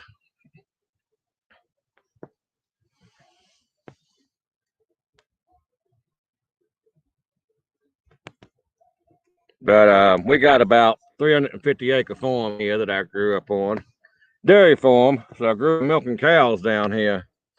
But we got what they call Pottinger's Creek. It's more of a small river than a creek. And it flows right into the rolling fork about on the farm on across the road about a mile downstream. And that rolling fork's got some massive flatheads in it. So I know they're back in here, but I never fished for them when I was younger.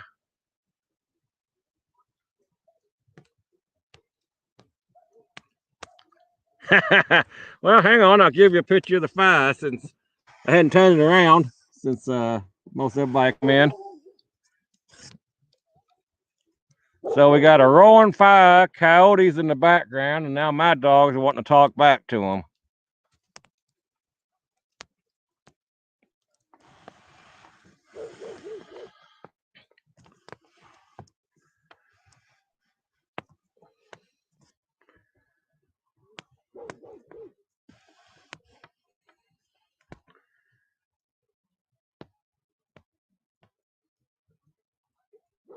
Oh, they're great rods, Chad. In fact, I just ordered 3 more. And he's dropping off my buddy, Scott Wiseman, up in Indiana. He's my tournament partner and my best friend. And I got 3 more for backup, especially considering they're probably not going to be making any more of them. They're so light, they're just wonderful. Because I've had shoulder surgery, and my neck's been fused. And some of these heavier rods just wear on me.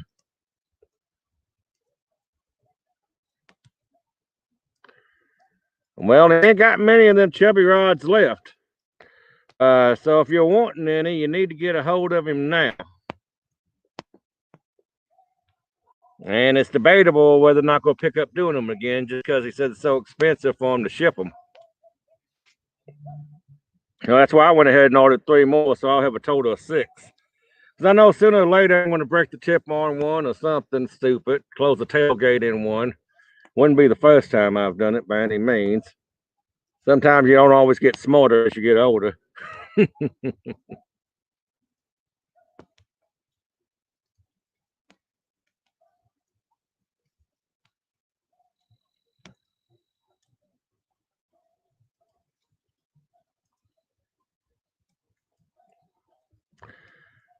Well, he's got 3 less now than he did last week because I just paid and ordered mine the other day.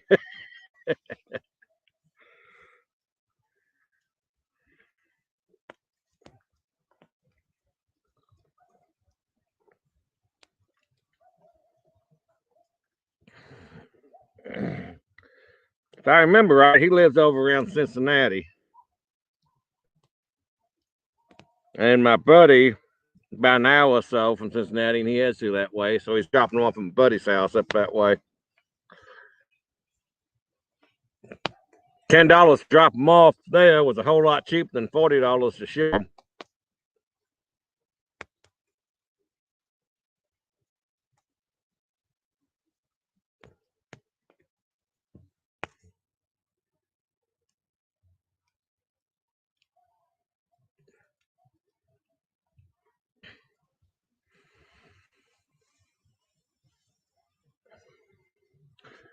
Yeah, you get older, it's a little bit harder to change the way you've always been doing things. It takes a while to sink in.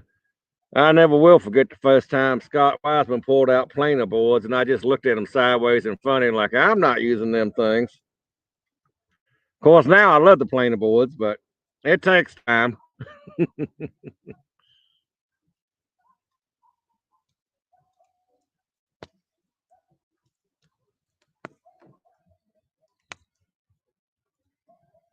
Oh yeah, I belong to the bald head club too. White beard, bald headed old man. And if my beard's all growed out, I can give Lyle a run for his money as Santa Claus. Because I used to do that too.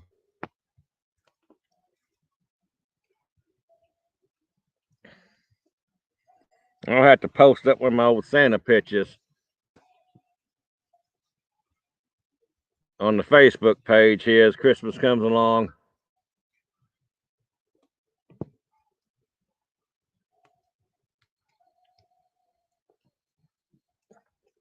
Yeah, he told Scott to ship them 3 rods. The shipping went up on them. It's going to be about $40 to ship them straight to me. If I had them shipped to me, that's crazy. That's right, Stan. And well, sometimes we're stubborn and you got to drag us tooth and nail to do it. Or hit us over the head. We see it working so many times, it finally sinks in. Well, maybe I ought to try that.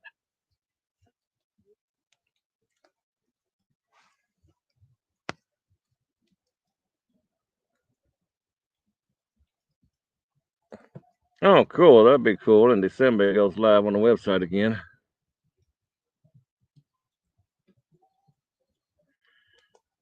$13. Wow.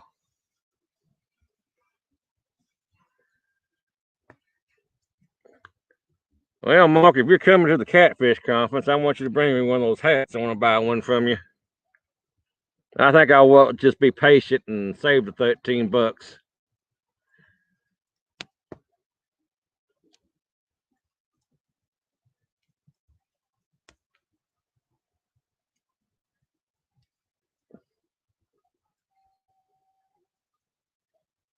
Oh, I'm glad, Stan. I'm real glad. I don't really had to get used to talking in front of the camera or anything like that, as you can tell. I can run on at the mouth pretty good, but back around 1995 to 2000, I actually did a lot of karaoke shows. I had my own karaoke. I had people working for me. I had 3 shows going 7 days a week in Louisville, Kentucky, and a couple of people working me for doing those and taking on other side shows too. So I don't guess you'd say I'm shy performing in front of people in a sense, talking with them.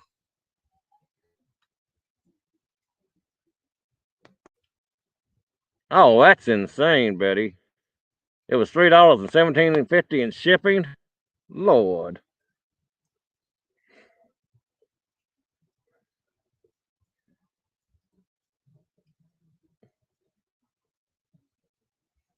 What was it? They used to have that one rate that was fairly cheap, but it might take a week or two to get there. What was it? Media shipping or something like that? Kind of fell underneath magazines and stuff.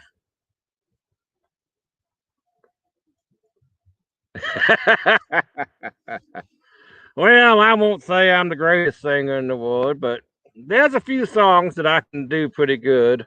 One of my favorites, Guns N' Roses. Um, it's a remake that they did of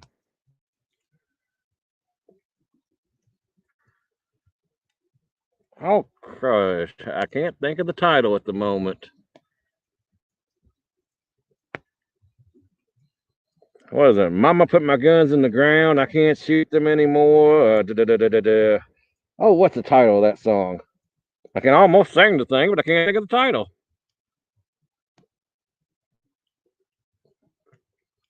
Somebody help me out.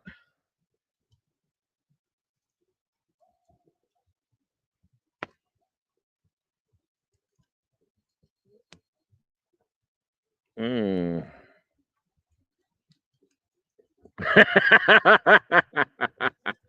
Oh, come on, Mark. We'll get a little bourbon in you when you come from Kentucky, and you'll sing like a canary.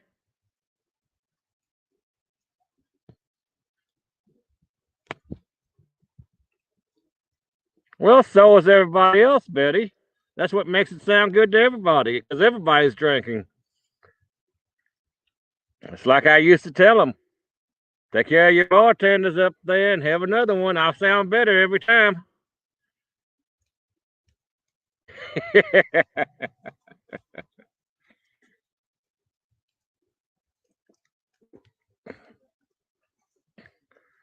Well, I was thinking if everybody comes in for the conference, I wouldn't mind hosting a get together at my place. I got plenty of room out here and so forth, and maybe smoke some Boston butts or some brisket or something and just have a get together. Maybe if they come in early or if people don't rush out right away. I know people got to get back to work and stuff after the weekend, or knocking on heaven's door. There you go.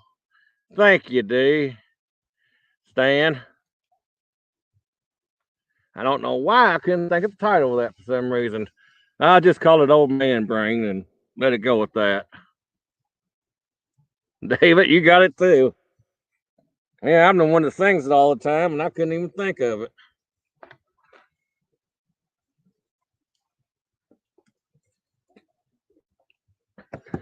So how's the feed going? Is it choppy or is the signal pretty good? I'm running my laptop off my phone. And I was just wondering how it was doing.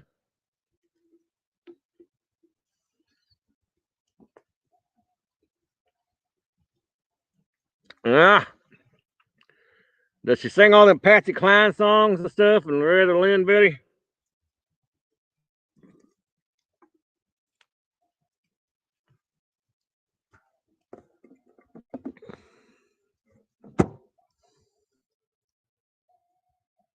Oh, thanks, Stan. Glad it is. Earlier, somebody says a little bit choppy. Of course, I'm out in the boonies, so I'm working off cell signal out here for my internet. And the weekend and kids are on earlier and everything, it puts a big drain around the area. Of course, the later it gets, the better it goes.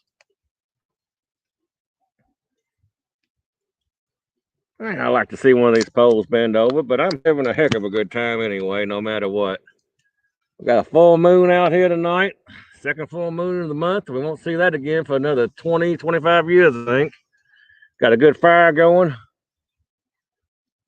You can't beat that.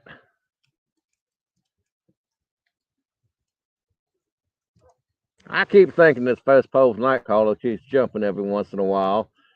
Out of the corner of my eye, and every time I turn to look, it doesn't move at all. I think my eyeball's going cross-eyed, maybe.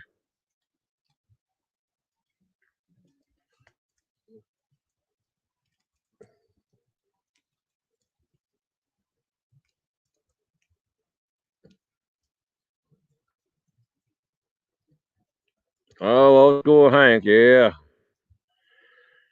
I don't know, Patsy Cline.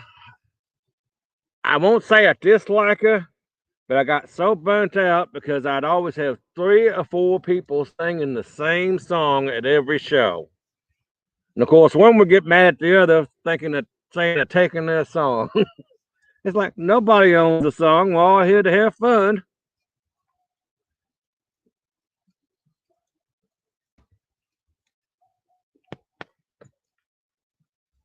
The skunk in the sand, yeah.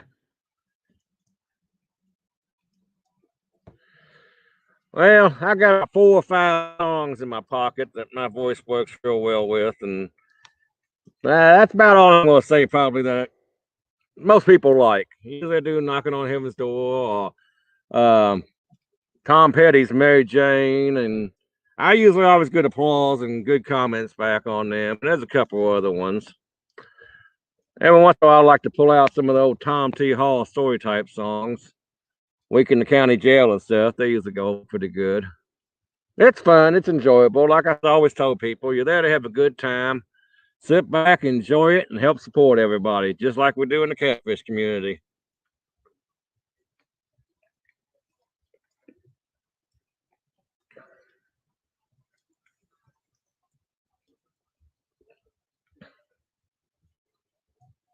Yeah, Turn the Page is a good song. I can fairly pull that one off without too much trouble.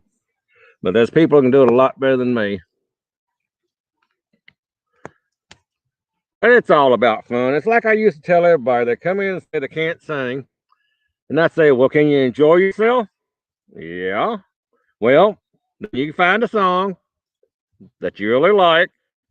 You try a few here and there, and sooner or later you'll find one that fits you. And it'll all work out. You might only find one that you feel comfortable with, but sooner or later you keep trying, you'll find one.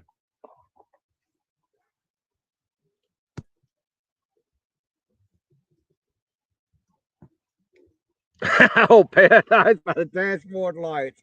Oh, that song doesn't stop. You think at some points when it starts going, it just keeps going on and on and on. But it's a fun song. I've had to partner up and do that a few times when I got asked to because somebody wants to do it. I always like that Sheryl Crow and Kid Rock song too that they came out with a few years ago. I always enjoyed doing that one. Whenever somebody needed a partner to do it.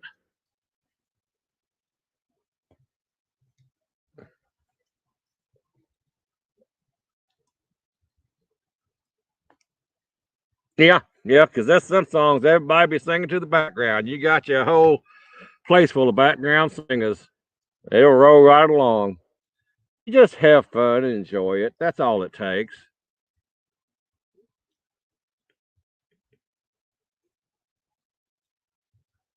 Hey, we can do it, Betty. I still got a bunch of karaoke discs and everything. I never did computerize mine, but you can pretty much find everything on YouTube or Amazon. It's got the words popping up and stuff nowadays, and sing along to it. Hey, I don't mind. Like I say, I'd like to seriously, if the weather's not a blizzard or awful, I wouldn't mind having a bunch of people out here. Everybody that's on YouTube and stuff, come on out. I've actually had a little bit of culinary training in my life over at Sullivan University back when I was a lot younger. So I'm not shy about saying I can cook.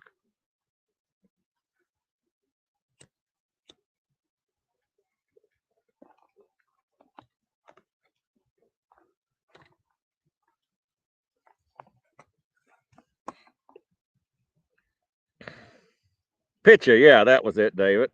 Thank you.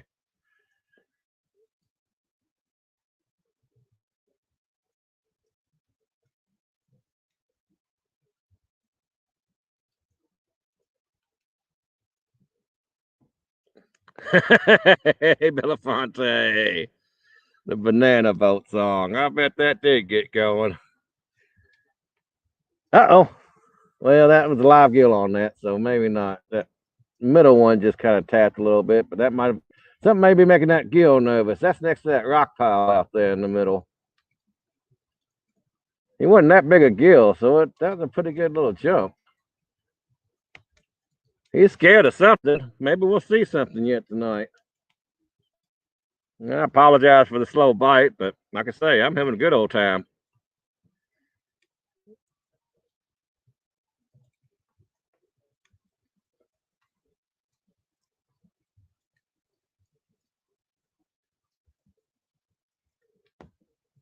Oh, cool, David. I hope you're able to make it for the conference.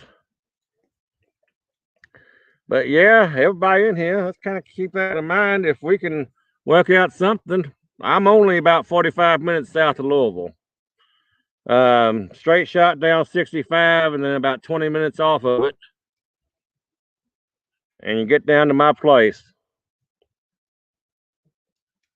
Like I say, I'm sitting on 350 acres out down here, and there ain't nobody too close to me, so we can have all kinds of cane and a bonfire and whatever.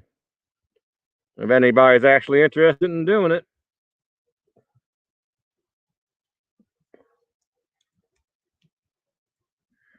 Thank you, Betty. I appreciate that. It means a lot since this is the first time I've actually went live or actually put anything up.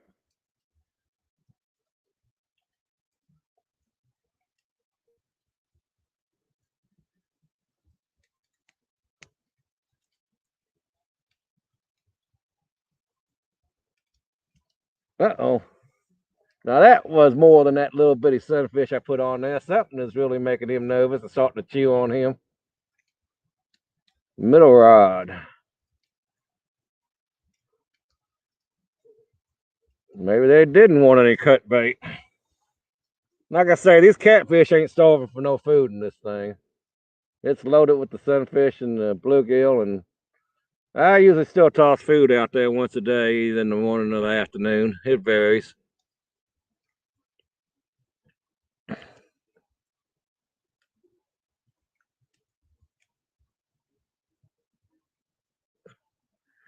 Huh, he always used to be on there. Let's see.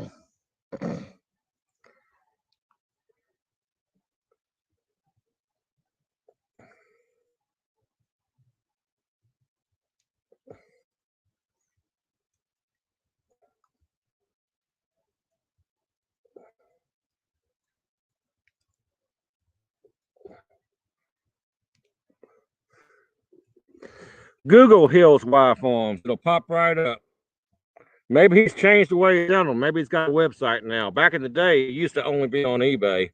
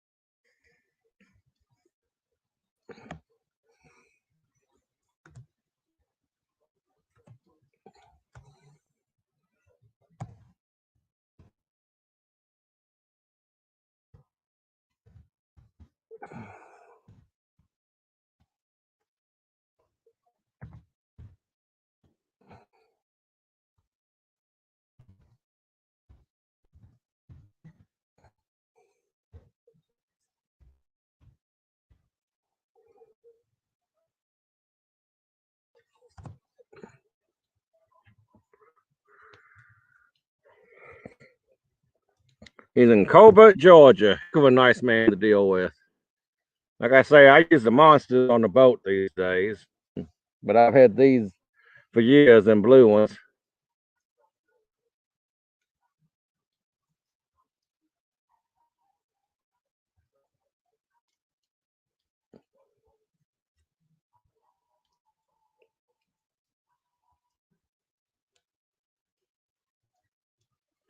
Oh, at the auction today, I didn't do too bad. I think I posted on Kentucky Big Catfish when I got there, but I got an old time 2-hand saw, handle on both ends, big long one, except it's a thin one. I've never seen one this thin before. And then I got a old time carpenter's type, a logger saw for one man there that they used a lot for cutting wood around the house. And then I got an old milk can. I'm going on a dairy farm. I'm kind of fond of the old milk cans.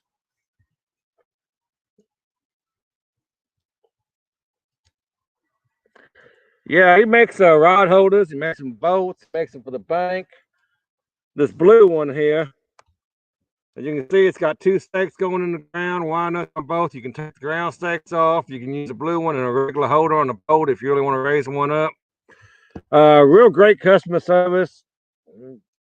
The old man that runs it's just great to deal with. I got them years ago. Like I said, I got monsters on my boat now because they didn't have any as heavy monsters back in the day. He may have heavier ones now. I don't know. I haven't been on the site in a long time. Well, I guess that middle pole is going to jump again.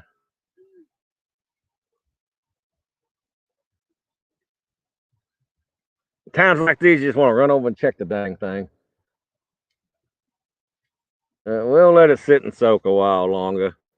Might have yanked that little gill right off of that too, if something had a hold of him.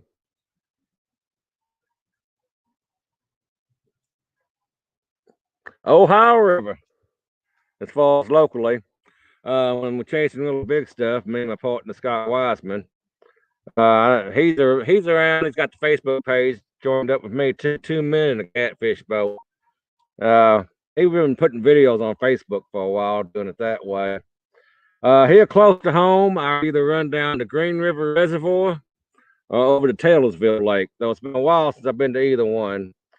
About 3 years ago, my dad got bedridden, Alzheimer's, really bad shape, and I was his main caretaker. Well, my mother's still alive, but she couldn't handle him. He's a big man, and we kept him at home till he passed away 2 years ago, September.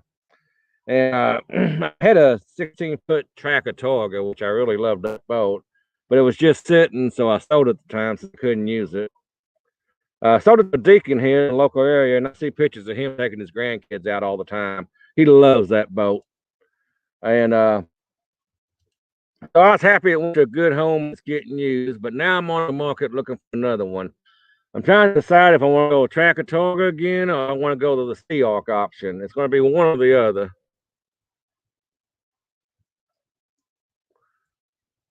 And then, of course, I've been down to Willow Lake in Alabama. Me and my partner usually go down there and fish the winter blues on Willow at the end of December, January there. And I used to go down to Santa Cooper, Lake Marion a lot. My biggest flathead come out of Lake Marion down there, 35 pounds. In fact, that was a pretty good fight with him. And near the end, the dang handle on the reel broke on one of them Akumas. That's the only thing I don't like those for big fish. That's one reason why I like the bait casts. We had to pull him in by hand the last 10 feet or so. Yeah, it was a pretty rough time with that, Betty. I won't deny that. My grandmother, my mother's mother, and my dad's mother both had it real bad. So I kind of already got the full experience of it, even though I didn't have to take care of them directly. But and kept him at home, and he could look out the big picture window in the farmhouse, and he could see the fields and stuff. And he was a lot happier here. And I don't regret having to sell the boat and all I went through doing that. And so it is what it is. It's life. Do what you got to do. My mother's getting close to 80 now, and I watch out for her a whole lot and take her a lot of places now. She still drives and gets around, goes to the hairdresser some and so forth. But doctor's appointments or anything more distant, I'd always drive her around. Now, I love Santa Cooper down there back in the day. I heard that the fishing had went downhill for a while, but it's coming back. And then, like I was telling Josh from One Ton earlier, we used to go over to the James too. I've been over there about half a dozen times too. My biggest blue that I caught came out of the James, 37 pounds in February, cold as can be. The fish weren't blue, they were pink. Water temperature was sitting at 33 that day. I got pictures on my website up there. That fish, both of them fishes. Well, my profile pic is that flathead that broke the reel that we pulled in by hand at the very end, but he was done wore up by that point. And yeah, I had an ex-wife, and her family was from over there in Virginia, right there. So she'd go visit the family, and I'd meet up with anybody that I knew in the area back in the old days of the Catfish Brotherhood and Catfish Nation and all that. I met a few decent people off of that, some real fine people, and nice enough to take me out when I went over that way.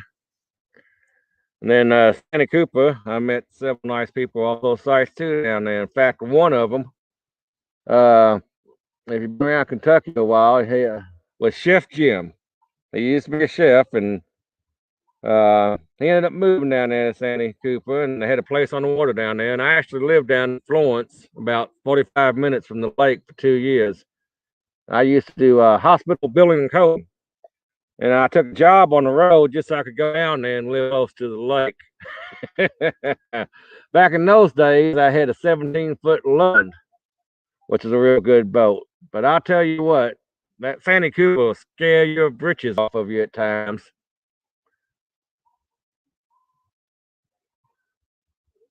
I got scared to death one time. We was down there on Santa Cooper, and one of them squalls blew up, 2-foot white casts, and the anchor hung.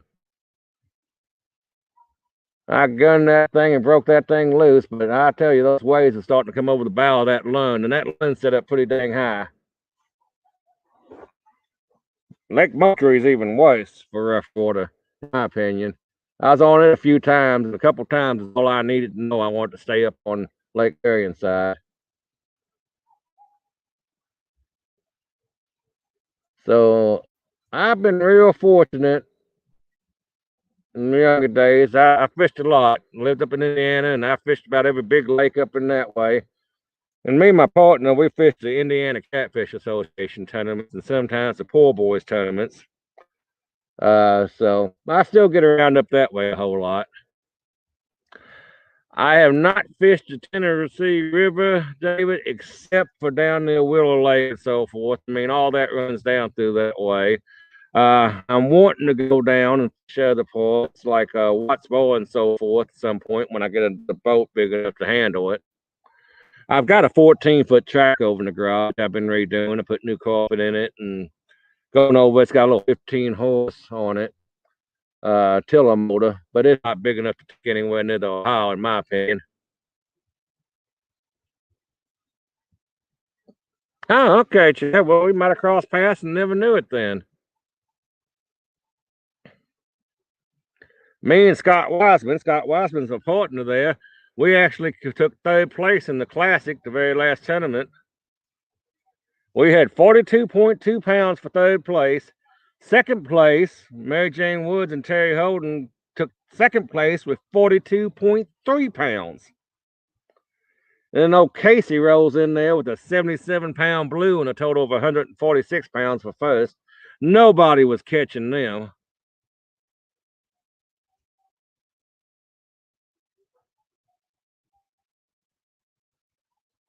Yeah, I saw that post Doc put up. They had a heck of a day from the sounds of it.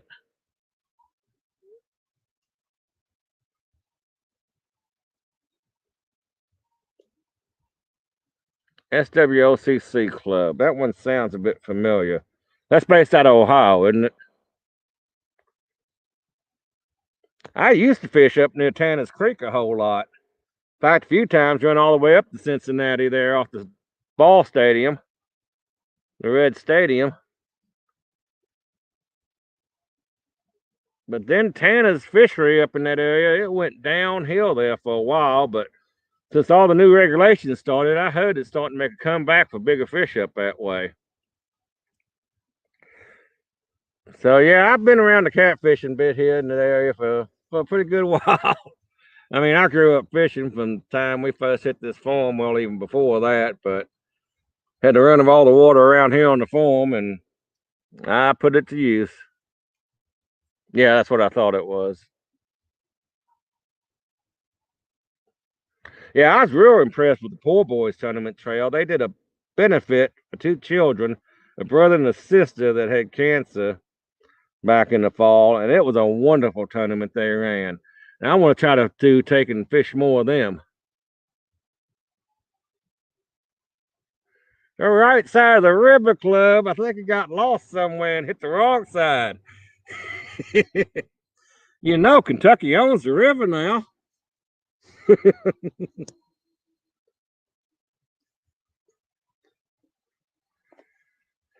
Somebody going to shoot me for that statement, ain't they?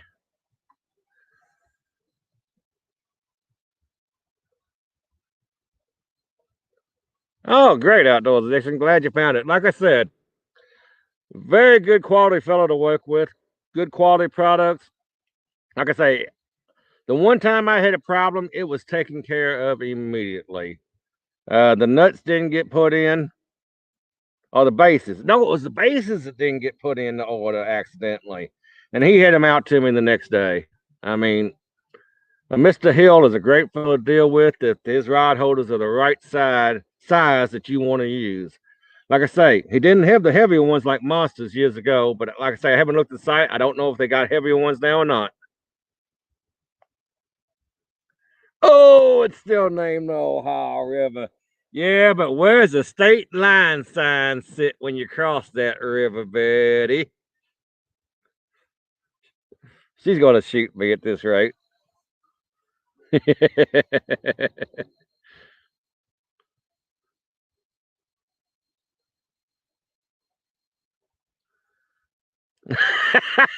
I have a tree leaning.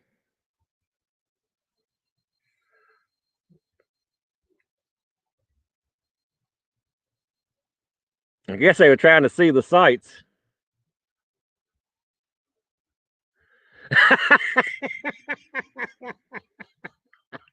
Ohio sucked that much. Well, I don't know. Any state that limits you to 1 or 2 polls, there's a little something wrong with that, I think. I mean, if the fish are biting, you can only manage 1 or 2 anyway if they're biting heavy, so it's not like it's a big deal, I don't think.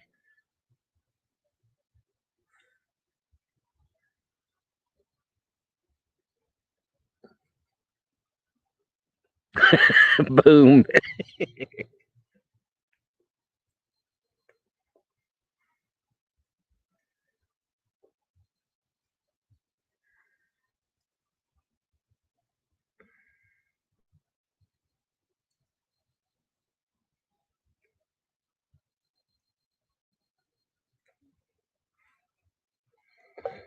Oh, my fire ain't crackling as much, and I can feel it.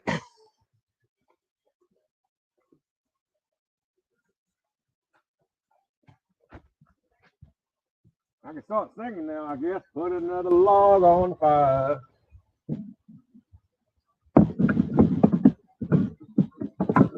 Cook me up some catfish and potatoes.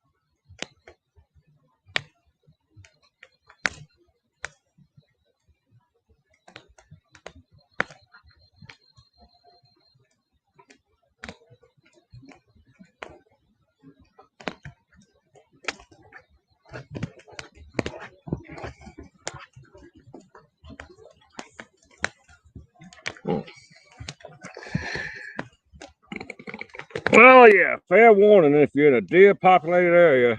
Better watch out for them in the mornings. I must have saw a dozen heading down to Liberty, Kentucky today through the back roads.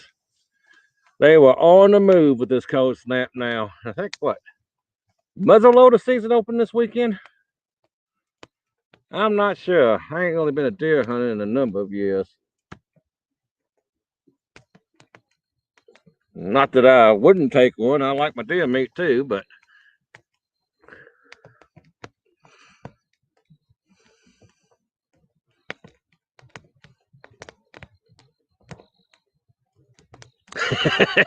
fishing Alabama with you, okay. Well, at least they give you that option, David, where you can get a second pole. I mean, that's still kind of rough regulations there, I think.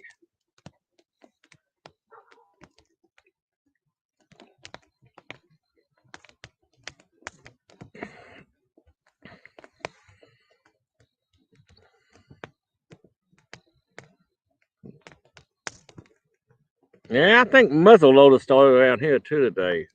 But them deer were on the move. I barely missed one at one point.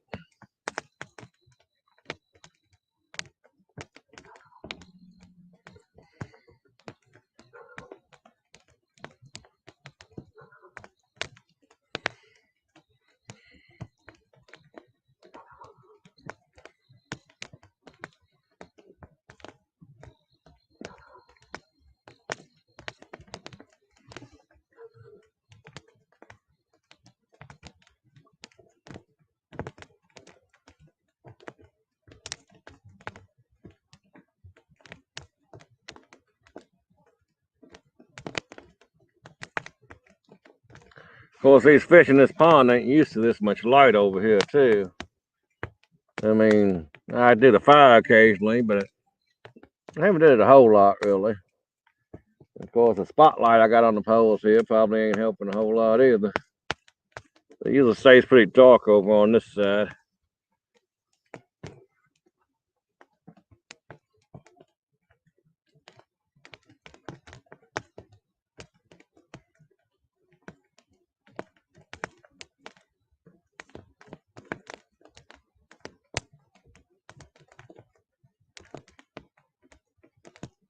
All right, I gotta check that middle one. It's starting to weigh on me now. See if anything looks like it ain't chomped on it.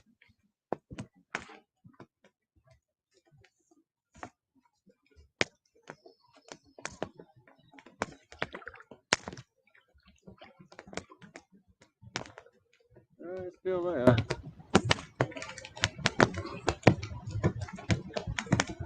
Oh. Yeah, looks like he's got all the scales and everything. That's been something making him nervous.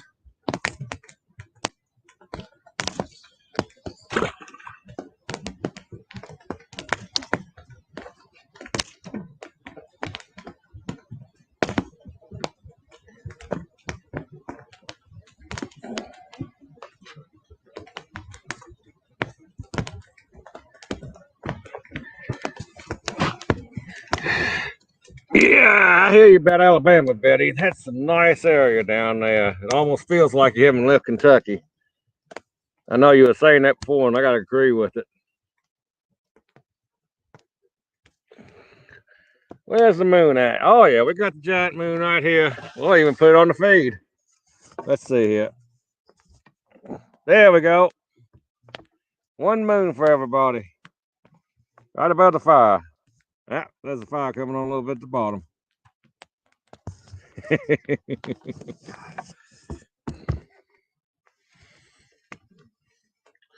Yeah, sky's cleared up pretty good, and they're talking about nice weather for the next 7-10 days.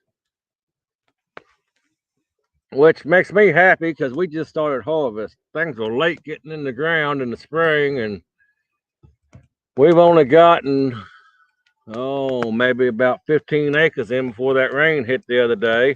And on top of that, the combine had a breakdown, which we got it fixed now.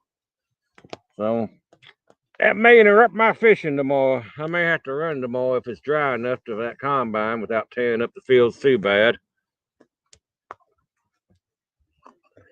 But yeah, when my dad passed away, I took over the operations of the farm. Well, when I was younger, I ran the dairy. The cattle were all my responsibility. I didn't do a whole lot with the crops and the field work because twice a day milking cows and everything in between, you didn't have much time for anything else. Didn't mind them too bad, but you never could get anybody to give you a day off because nobody wanted to do it or they wouldn't do it right. Hey, thanks, Betty. Take care. Thanks for dropping by. I appreciate it.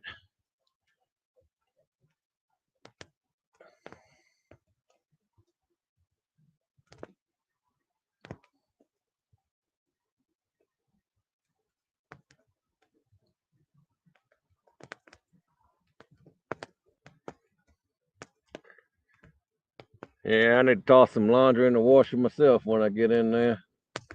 I'm about a day or so behind as it is, too. Oh, one thing down at auction today, there was an old tackle box. It had about a dozen pyramid sinkers in it, about 2-ounce sinkers.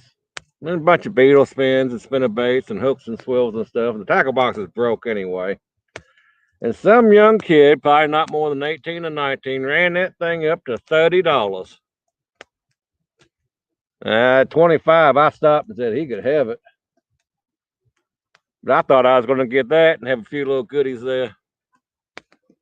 That lead ain't cheap.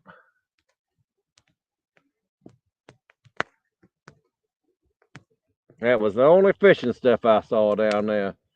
Usually most of the Amish auctions I go to, you'll find a tackle box or two. Sometimes they're filled with good stuff, sometimes they ain't. When people clean out houses and older people have passed away and such, that's the ones I like getting, the older tackle boxes. You never know what kind of bait you're going to find in those that you don't see anymore. All the old wood ones and everything. I got a pretty good collection from both my grandfathers and my dad of tackle they had, which I don't use. I just got it.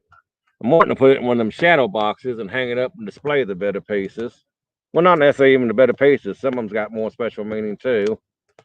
And I'm lucky enough to have a reel that my dad had, my mom's dad had, and my dad's dad had. And I've still got the first Zebco 202 that I had when I was 6 years old. I'll have to pull them out one night, do a live feed or something, and show them off, and we can talk antique tackle and reels and so forth. That'd probably be a good one. I kind of think I'd like to have this, besides the fishing, maybe a talk bit and have guests on and talking about episodes for fishing with the parents and the grandparents and uncles and aunts and the memories, the good stuff that we don't want to forget about. Y'all think that'd make a good base for a show?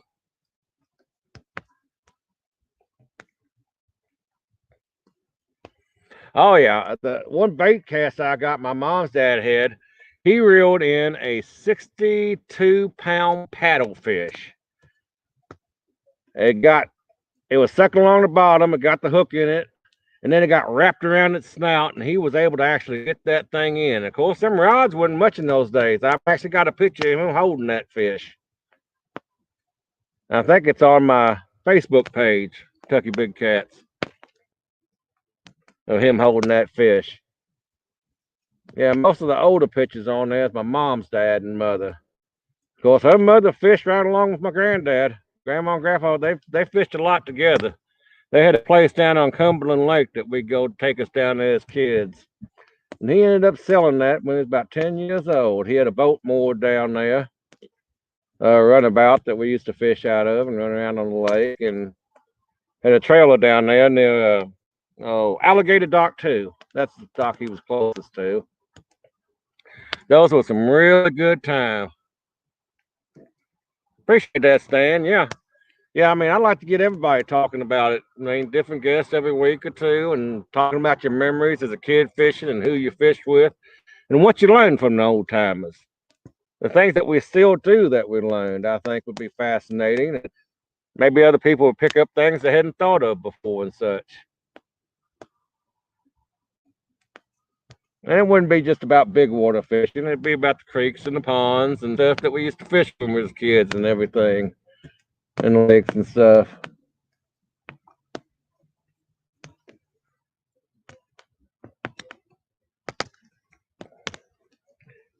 Well, I hope my bad habit of smoking don't offend anybody, but it's late at night and we're all older people in here, so I don't think I'm influencing anybody young or anything. Now, earlier night show, I wouldn't be doing it on camera, but it is Kentucky. What can I say? Bourbon and tobacco and horses. That pretty much sums up Kentucky. You can say bluegrass too, but I kind of associate that with the horses. Oh, I'm going to post a video of the creek we got running through the place here. I probably got 3 miles or better of creek. And when I say creek, this runs anything from a riffle to about 6 to 8 foot deep in places. One hole when I was younger used to go about 18 foot deep, but it's filled in a lot. But that's still my favorite creek spot to go fish and catch stuff to bring it back up in here. Thanks, Stan. Well, I don't want to be showing the smoke and doing the prime time hours, I guess you say, when younger people, or if I get to cutting it in videos like I want to, I won't have it on there. Because I don't want to give bad habits to future generations, though. They're going to pick it up in a lot of other places than old fishermen, probably. There's so many worse things out there.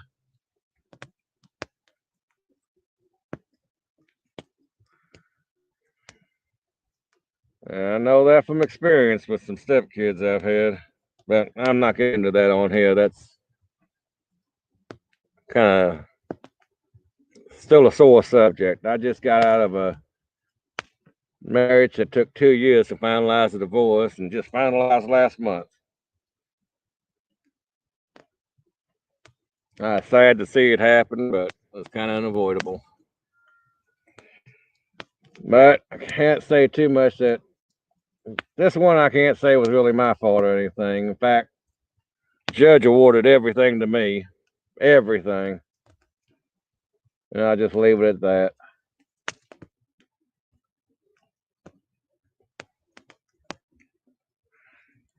Don't need to get off on that tangent. That really didn't have any place in here.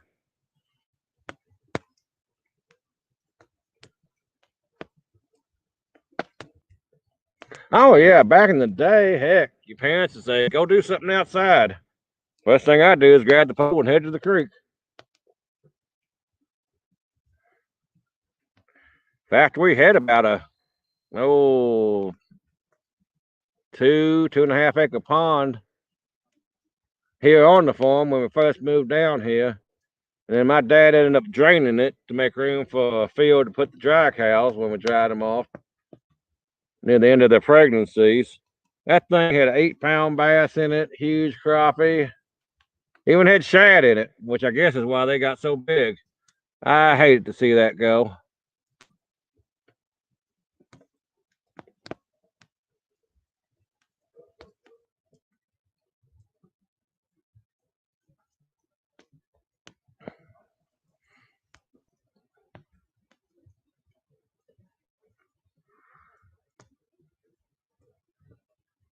These fish just ain't cooperating any. Well, the last few times this week, I've had the poles out 2 or 3 times, and I'll lock them down and leave them out. And I've checked them as late as 12 and 1 with nothing, but next mornings when I've caught the few fish I've had when I've gotten up, that's been on there, I'm using suckle hooks, so I just let them go back again. So I think they're biting really early morning right now in here. And I ain't sitting out here all night, I know that.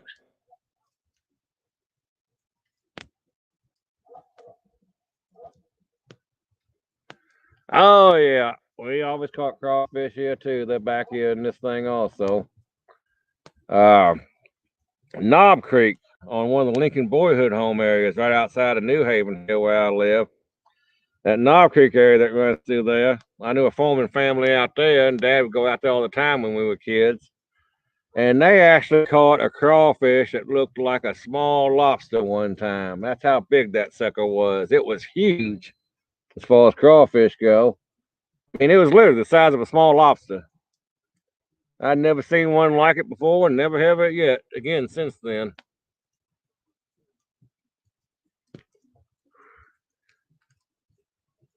Oh, it had to be every bit of 8 inches long from snout to the end of his tail. And he had some pinches on him.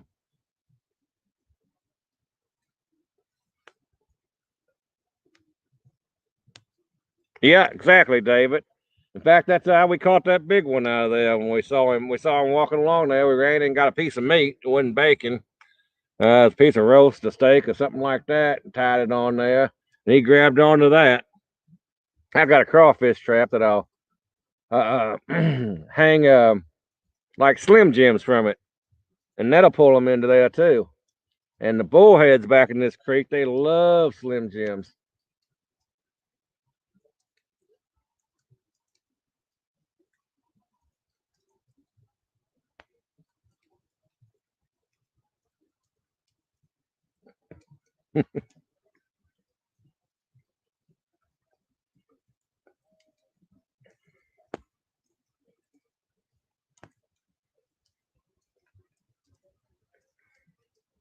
Well, I like catching carp too. They're fun. They're fighting fish. The biggest carp I caught out of this creek back here went 19 pounds when I was a kid. He burned up that Zebco 202 I caught him on.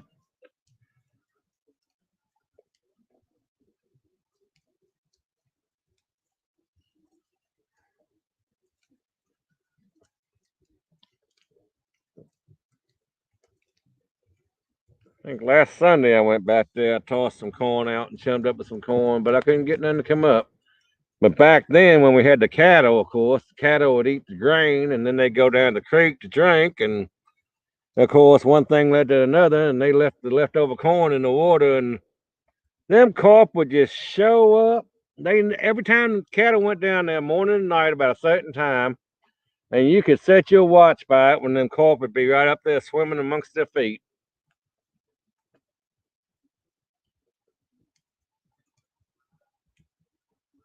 In fact, I learned how to fish from carp from the ag teacher in this county. He was good friends with my father, and he used to come out here and carp fish and bass fish in the creek. In fact, I think the biggest bass he caught out of the creek went about 8 pounds. We've had a few big ones come out of here. Used to be some good crappie back there too, but I ain't seen none of them in years. But I guess about 25, 30 years ago, a hog farm upstream had an accident, and this place is just starting to get back to like it should be. That was one of the saddest days of my life, seeing all them dead fish floating down. And our place is, probably 10, 15 miles downstream. It didn't hit us as hard as up further up, but it still put a hurting on it. They said the valve on the lagoon accidentally stuck open. I don't know, maybe it did, maybe it didn't. Uh-oh. Something making that little sunfish nervous. He ain't got that much pull in his tail fin. Tap, tap. Come on. Let's see one fish here. I'll be happy to see one fish.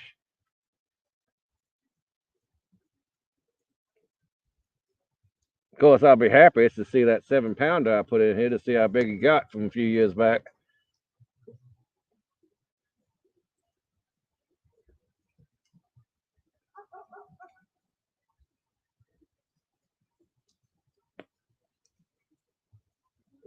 Might be one of the flatheads out there playing with that sucker too.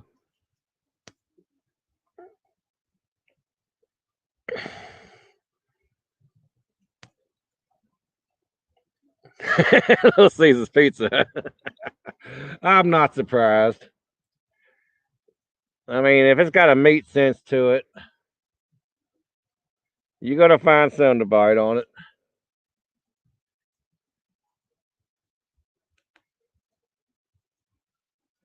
I mean, heck, we always used chicken livers as kids fishing for cats in the creek and the ponds and so forth. I mean, it's not that big a jump up to the chicken breast. I'm not so sure the Kool-Aid and stuff does so much for it. I've yet to caught anything using the Kool-Aid Jello mix on it, but it's like anything, the right time and the right place for any bait. And it never hurts to have it when nothing else works to give it a try.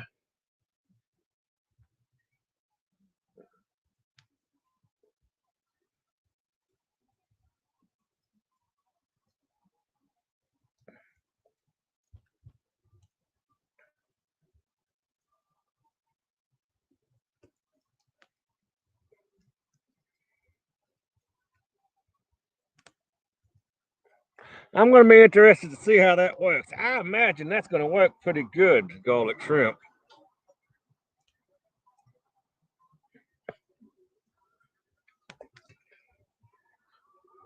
Actually, this pole with night crawlers has garlic infused night crawlers on it.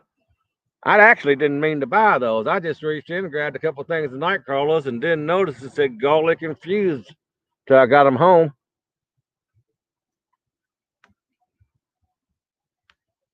But so far, I ain't noticed anything special about them in here.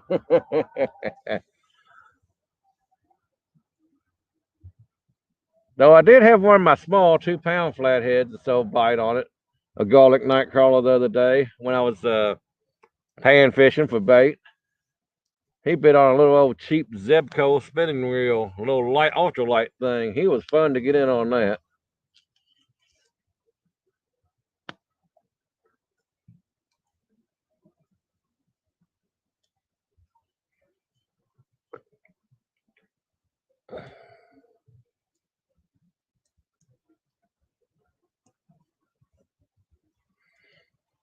And I think it's a lot to do with somebody mentioned the texture of chicken is pretty similar to the mussels.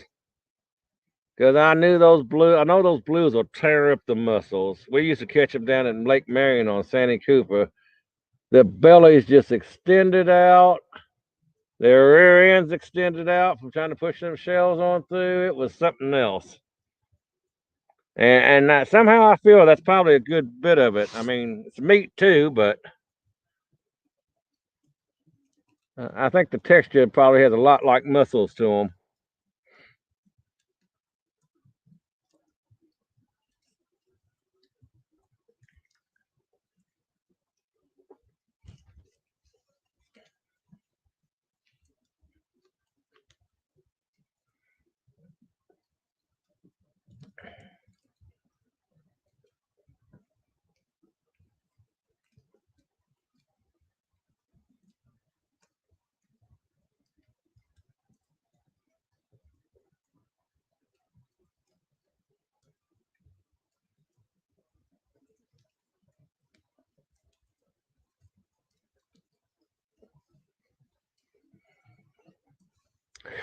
I like garlic shrimp too and butter.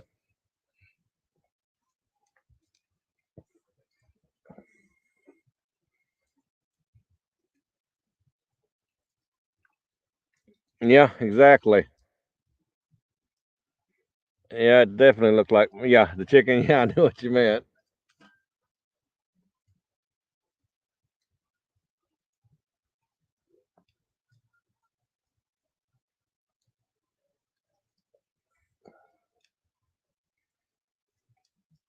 What time is it getting to be? 11 o'clock here. Heck, I've been running this for 3 hours already.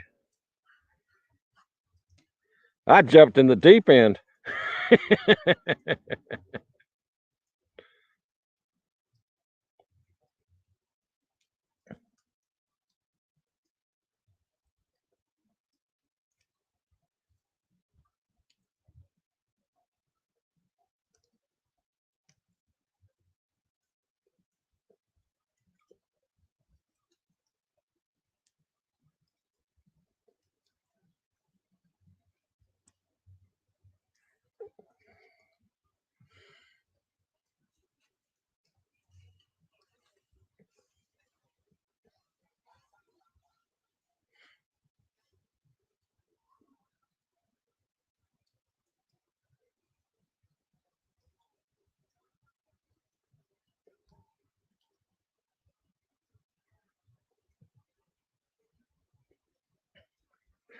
Because I like Moon Eye and Golden Eye when I can get it real well. Of course, you can't really keep them long. They get mushy real fast.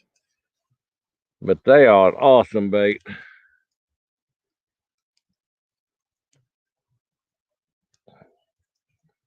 Well, thank you, Stan. I appreciate that. I've been enjoying watching what you put up here.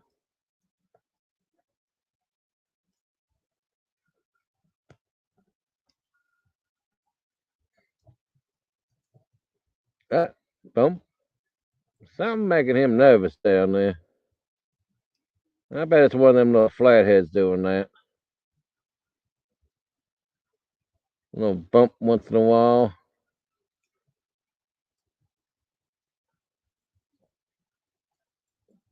Of course, it could be a channel doing it too. I've seen them act that way.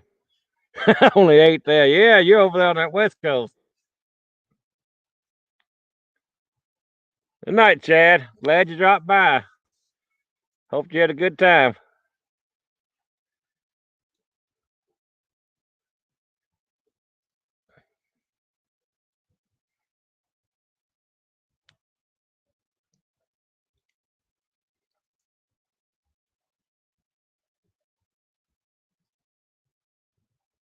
Night, D. Glad you came on by. Appreciate it.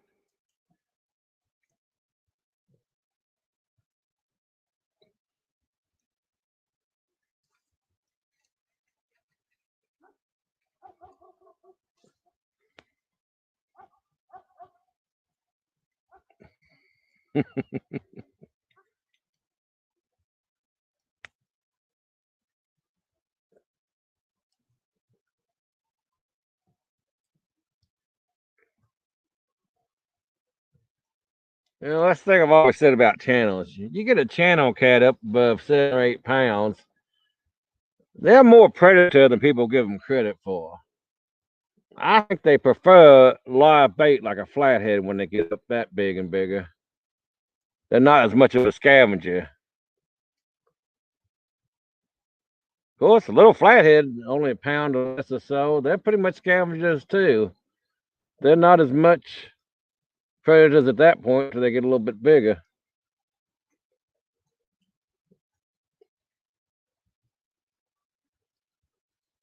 One fish is very similar to the other at certain points in their life. But that's just my opinion. Take it for what it's worth. Could be something, it could be nothing.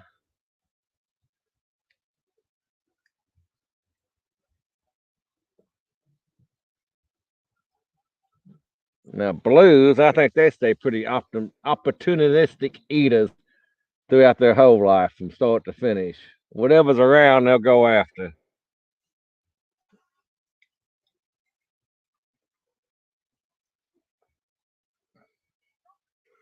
Oh, I'm glad the coyotes shut up. I can't stand listening to them things howling. And they've gotten bad around here. Sneaky influences too. Yeah, when they get up the side, now granted they'll eat just about anything too, but the older they get and the bigger they get, I think they act more like flatheads. They want a live bait. They're more of a predator. They hunt more. But it's just like you'll see flatheads too. I mean, they're hungry enough, they're going to eat what's around too, whether it's live or not. Of course, going in the fall of the year now, and them metabolisms kicked up to put that weight on before winter hits. They ain't quite so picky if the live population of anything isn't too thick.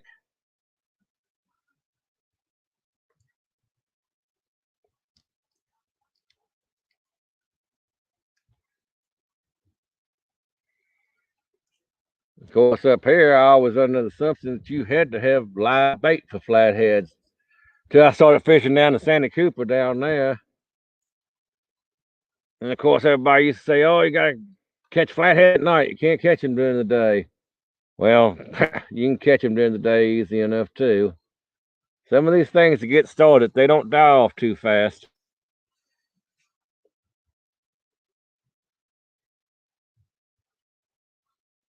I mean, there may be better times than others during the day or night to certain species, but I think you can catch just about any species anytime. Right time, right place, as the saying goes. Right bait, right time, right place.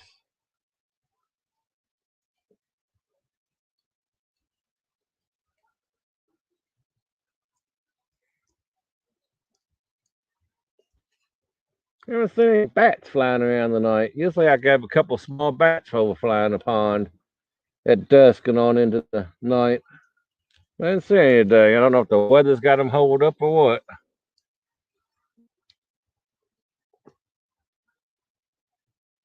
Yeah, Stan, yeah. Well, springtime, they're trying to get that weight back on, and they're half starved anyway. I mean, yeah.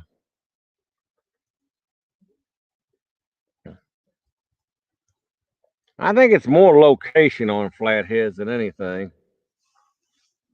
That flatheads like certain types of environment. They're real picky about what they call home. Of course, they go out hunting and prowling when they get hungry. They don't just feed around home, but they're real picky about what they want to call home if they got a choice to do it.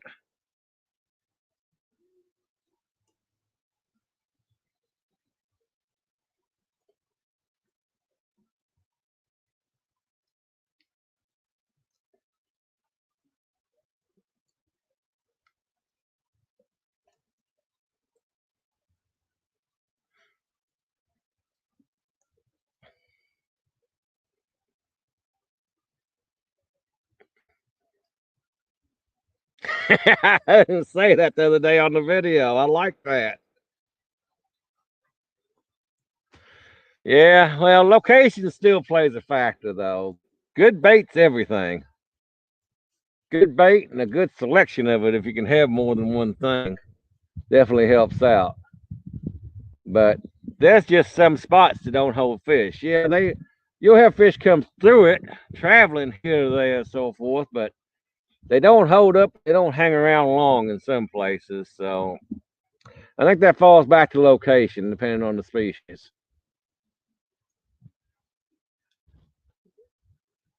I reckon I'd be a more impressive fisherman probably if I was more serious about it, but I don't want to lose that enjoyment of it.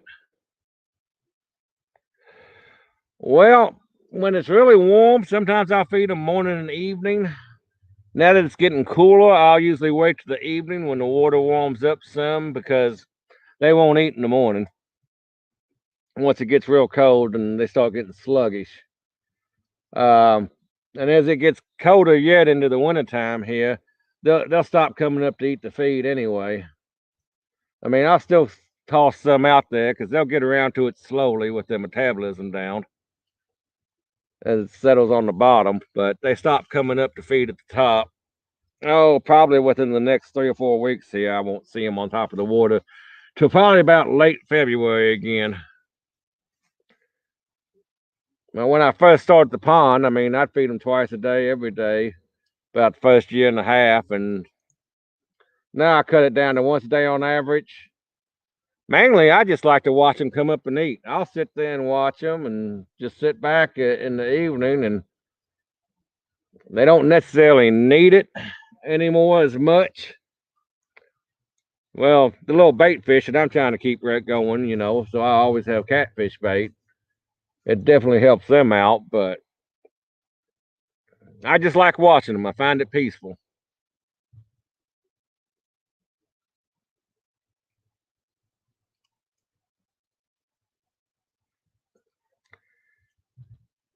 Yeah, there's no one factor that's a break all or make all in fishing. I mean, right time, right place has a lot to do with it. Location does, bait does. I mean, it's the whole combination.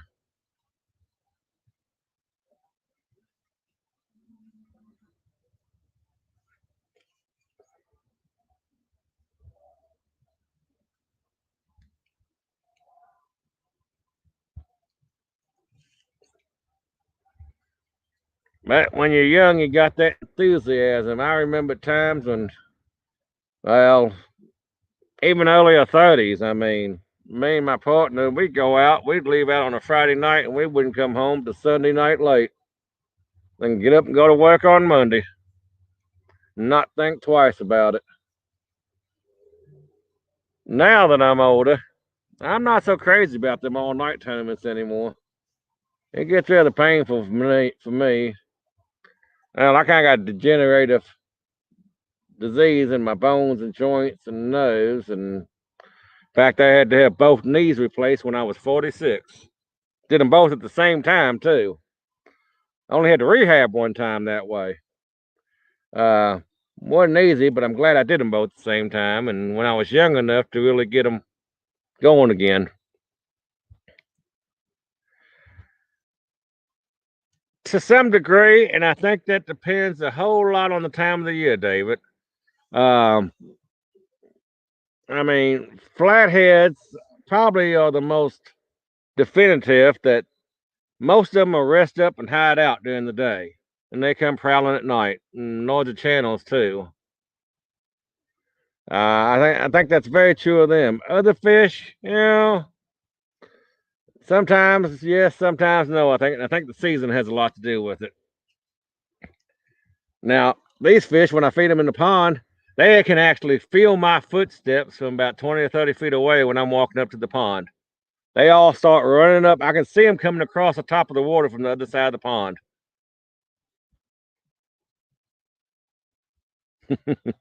I don't think it's they know it's a certain time because they don't do it exactly the same time.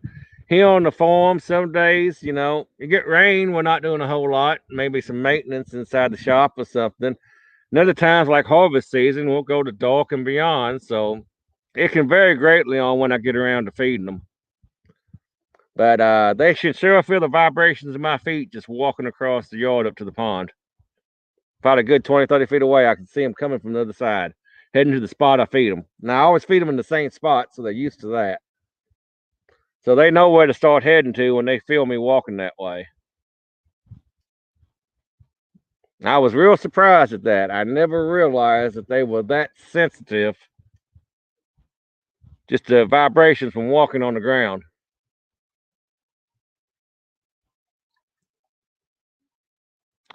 Yeah, I know, Stan.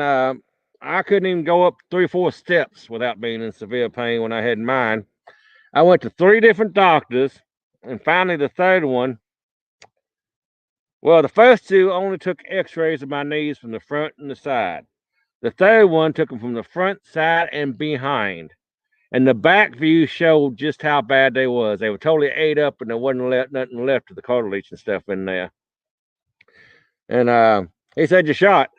This is an American doctor. I mean, that's not foreign doctors to, you know, somebody come from another country, come over here for medical stuff. Don't always, I'm not saying they're bad or anything, but this guy, he was a in his 50s or so. He's since retired since he's done mine, and he was a smart cookie. He'd been around enough years to know what to look for. And he said, "You're young enough. Your heart's good. I do both at once because you won't want to come back to get the second one done anytime soon once you do one." And he said, "You stay in the hospital one extra day, and it's really no worse to do both at once than to do one once you get past the first 5 days." And he was right. He was right.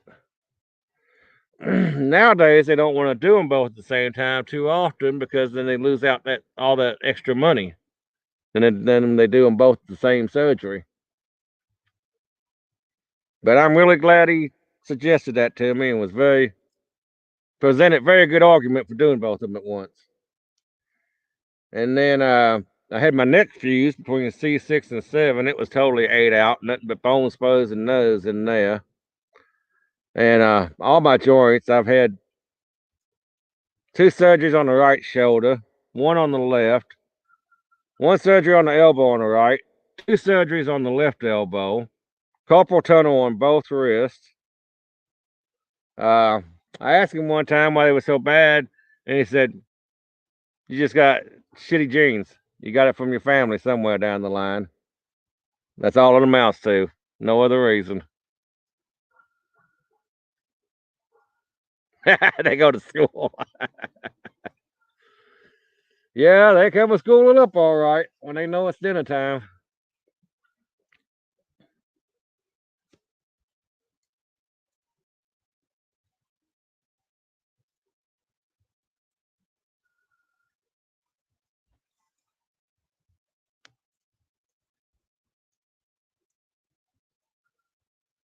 Must be one of the planets showing too tonight. Mars or Venus or something. That's an awful bright star.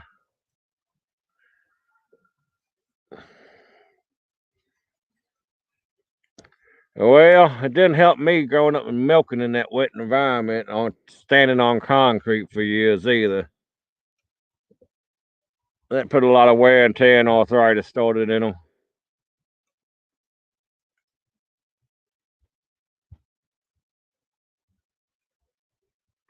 Thanks, LG Bass. I really appreciate that. Hope you come back around.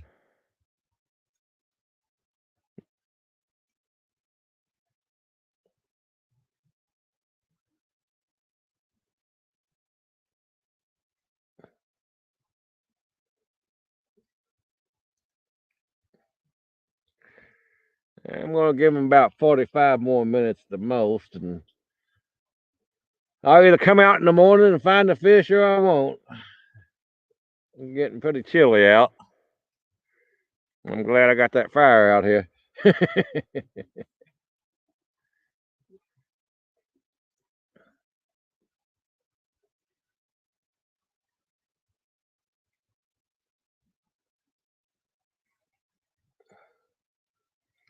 And then there was 3, it looks like.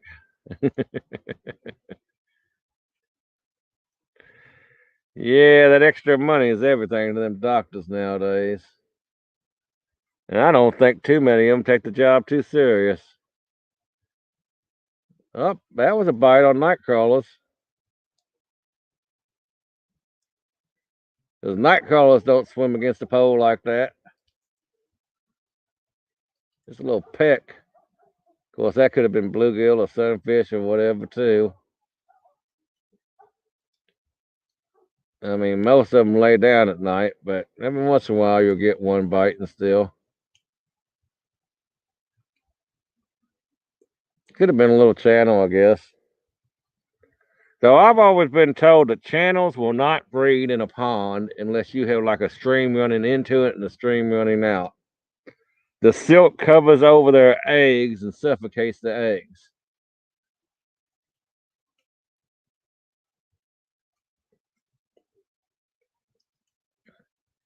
Now, flatheads, I don't know. If I got a male and a female in here, I might have a bunch of baby flatheads coming next year.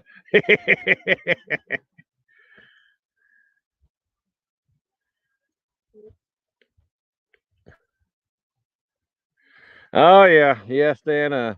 I did restaurants. Well, I was the night chef down at Jewish Hospital in Louisville for a couple of years.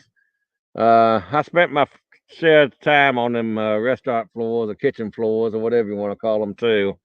I had a little culinary training at Sullivan University there in Louisville. But I found out after a couple of years that my knees wasn't going to take them kitchen floors.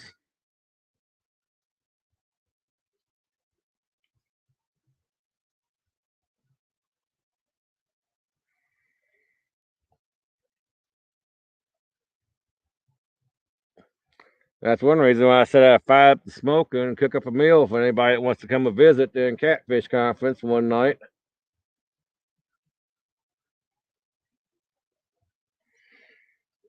I'm sitting on 10 acres of the farm as my own property, and I got a big old house, big old great room in there, and all empty room. Just me and the dog nowadays.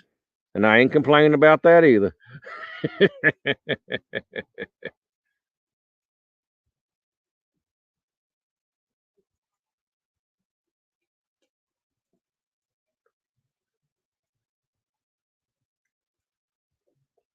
I think tomorrow I'm going to put me a hunk of bologna on the smoker. I've been told that go and get you like a 2-pound chunk from the roll at the deli, which I got a chunk of 2 pounds roll at the Amish deli the other day. Good bologna. I'm going to put it on the smoker tomorrow and try cooking it that way. I've been told it's really good that way. They either come out all right and good, or the dog will really be eating good for a few days, one or the other.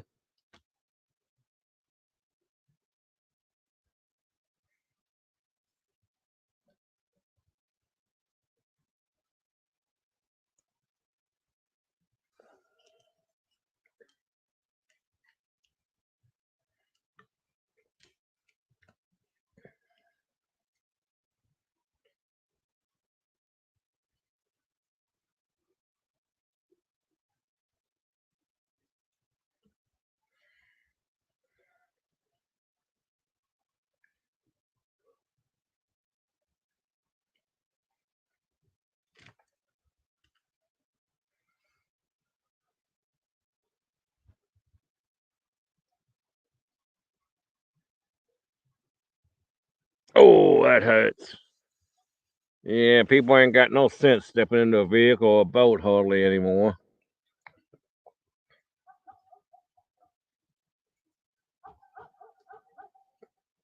Oh, that's great, David. I can appreciate that. 2 years ago, I was up to 347 and playing Santa Claus with my beard all grown out and full.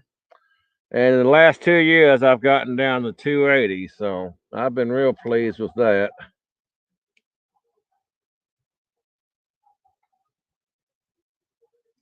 I'm hoping to get down to at least 250 to 230, somewhere along in there. I never have been a small person.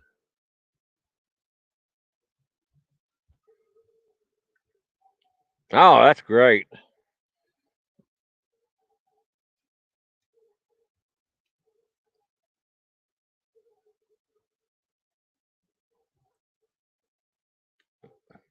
That is really great. Congratulations, David.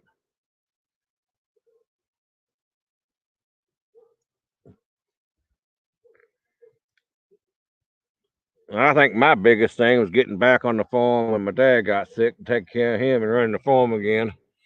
That really helped me lose it there. Got me more active than I'd been in a while.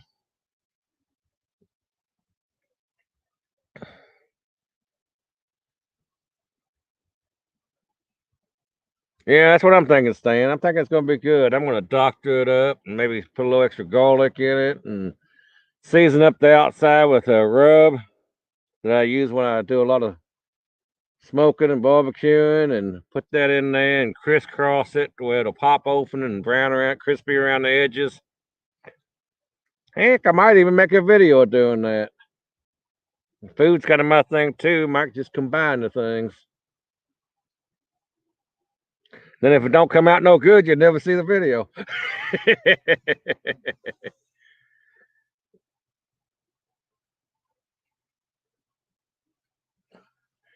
6'3". Well, at least you got some height there.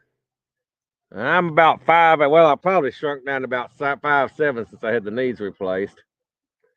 I've always been the shortest fella out of all my friends, it seems like, except for one little fella that barely hit 5 feet in college at one time. I went to college for a year or two.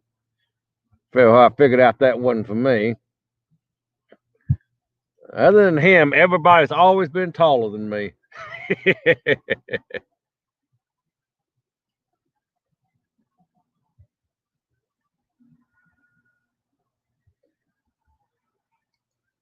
Well, you see more of them than you used to, David. I mean, medicine's come a long way with controlling a lot of the things that go along with being old and fat, but it still ain't good for you, and it still hurts your quality of life.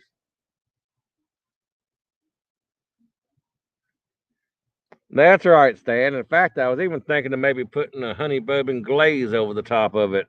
I'll try it on part of it anyway, not the whole thing at once. That's what I do to hams a lot around the holidays. Some honey, brown sugar, good bourbon. Mix her up good and coat the outside of it. Oh, I smoke most of my stuff.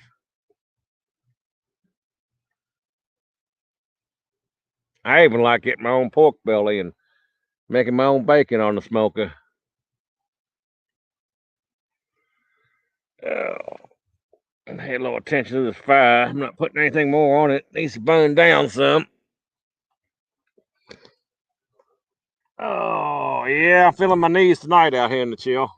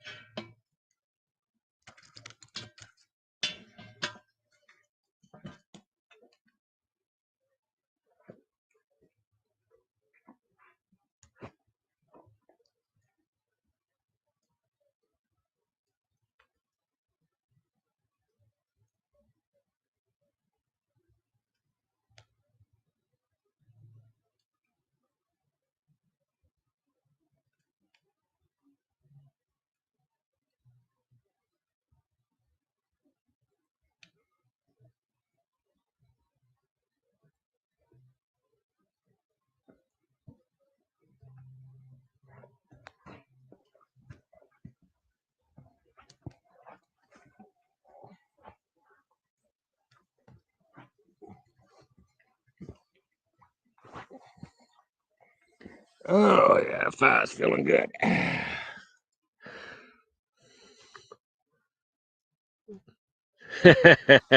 I remember what you talking about, barbecue, Mark. I forgot you were even hanging around. We're going to have to get together and talk about a little barbecue. And yeah, I'm going to try to smoke about a 2-pound bologna roll tomorrow. I got it at the Amish Deli. Good bologna, and see how it comes out. I've had several people tell me that bologna is real good on the smoker, and I want to see how it comes out. Might even do a video of it. Yeah, I heard you talking one day there about all the different grills and smokers and everything that you had. I just got a whole Rooker Hickory stacked on my back porch the other day that I got from a fella.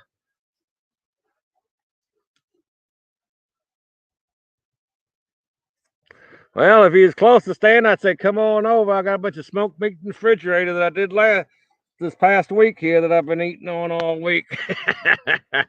I did some burgers and hot dogs, and I did some sirloin tips, and what else? Something else I did. Oh, some smoked sausage.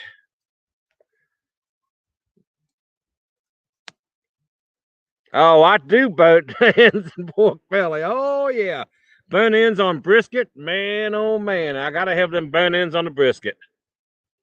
Well, I get my own pork belly and making my own bacon too. Ain't nothing like that.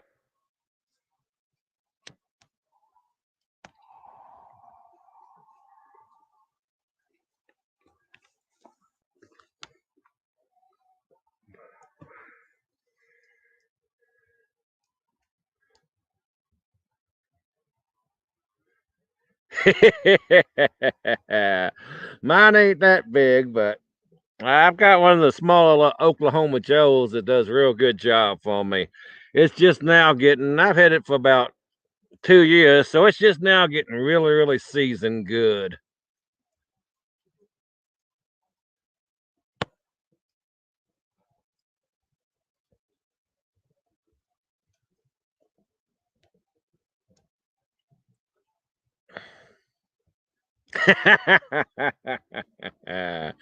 Well, I hope to see you over this way for the conference, Stan.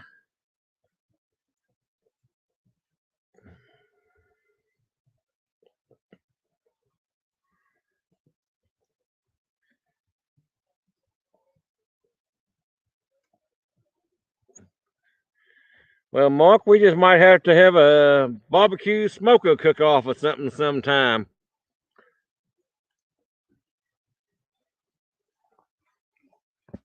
See what we can come up with.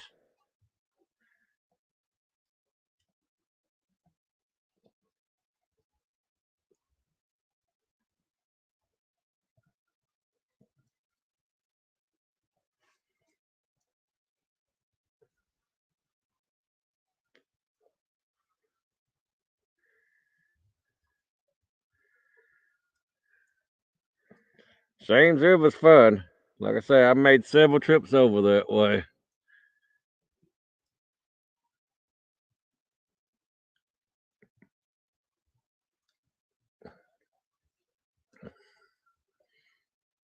Oh, Catfish Community beats the heck out of some of the older groups back before YouTube came along. There was so much infighting and secrecy on everything. I mean, I don't know. I mean, I met good people on Brotherhood of Catfish and so forth, and Catfish Nation, and a few of the others. Some local ones in Indiana and such, but it always seemed like, I don't know.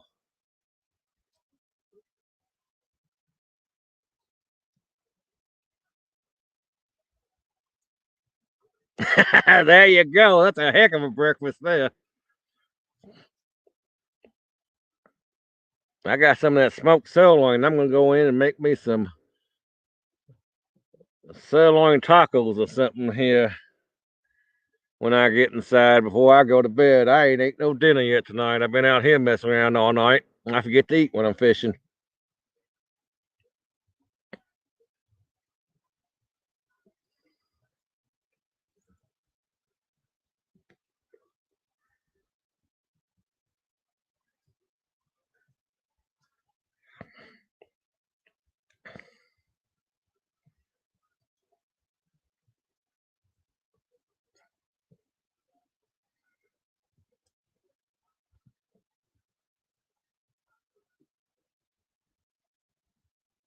Oh yeah, they're a great little smoker, them little Webbers.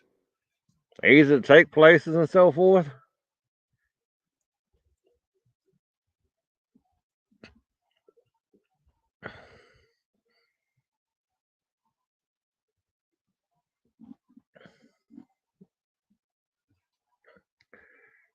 Now, you're up near Chicago, ain't you, Mark?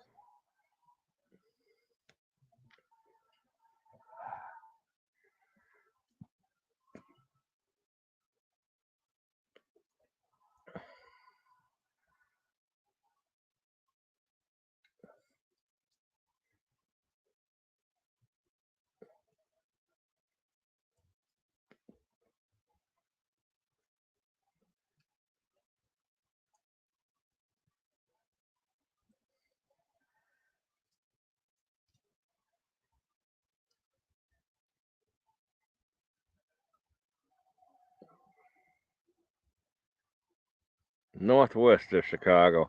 I used to have an aunt and uncle that lived up in where was it? Downers Grove, suburb of Chicago. I don't remember exactly what part of Chicago that was.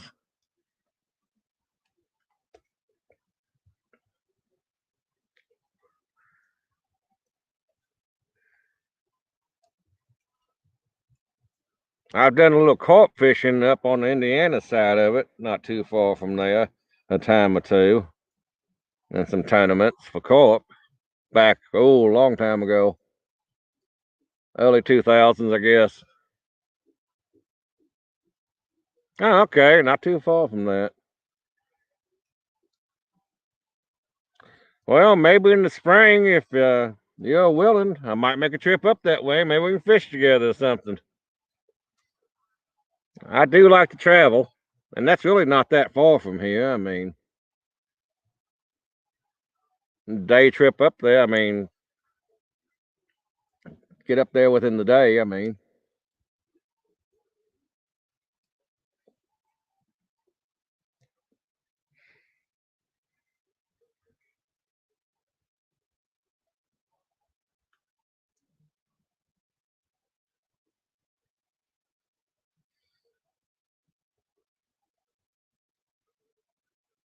of course, the nice thing, I'm centrally located to a lot of good water. Heck, I can be down in Wheeler, in Alabama, in 4 hours.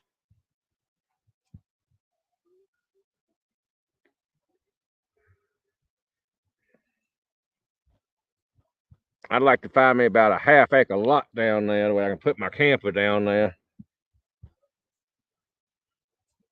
Because I could easily take off and spend the weekend down there and be back and no trouble at all.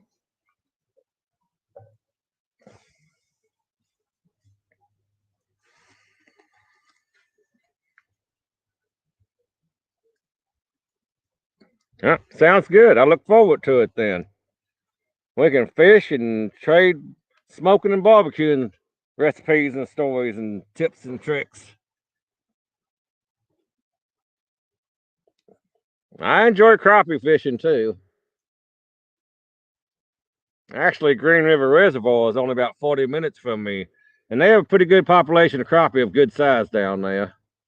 Taylorville Lake is loaded with crappie, but you really got to work through the short ones.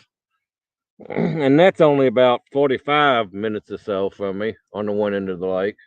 And Taylorsville Lake's blue population has just exploded. They put them in there a number of years back, and it's getting now where it's common for them to be pulling 50s and stuff out. I'm expecting 60s to come out of there any day or so.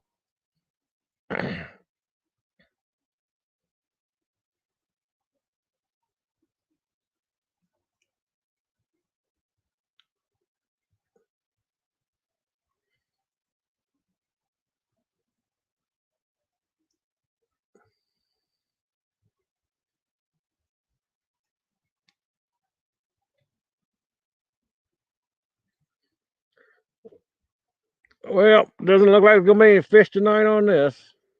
I think I'm gonna go ahead and call it a night, and get my computers and equipment and stuff on inside and get me something to eat and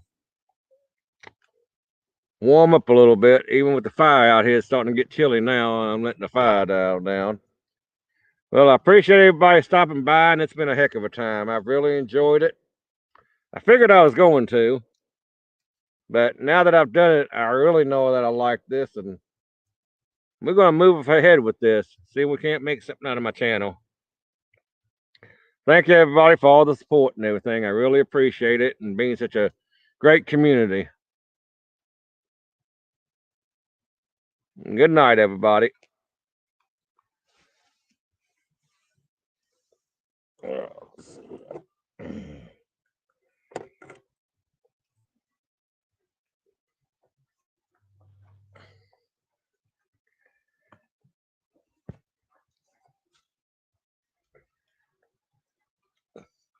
Yeah, me too, Stan. I'll be looking forward to watching you tomorrow.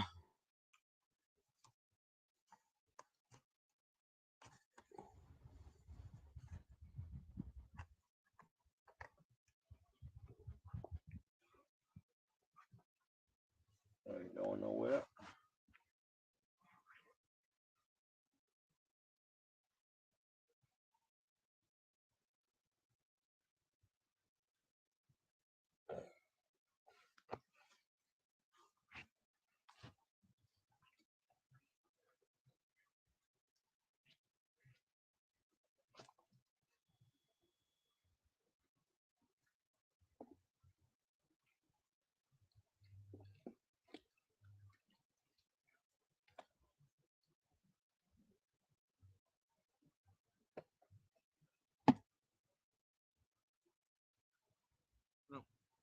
one in there.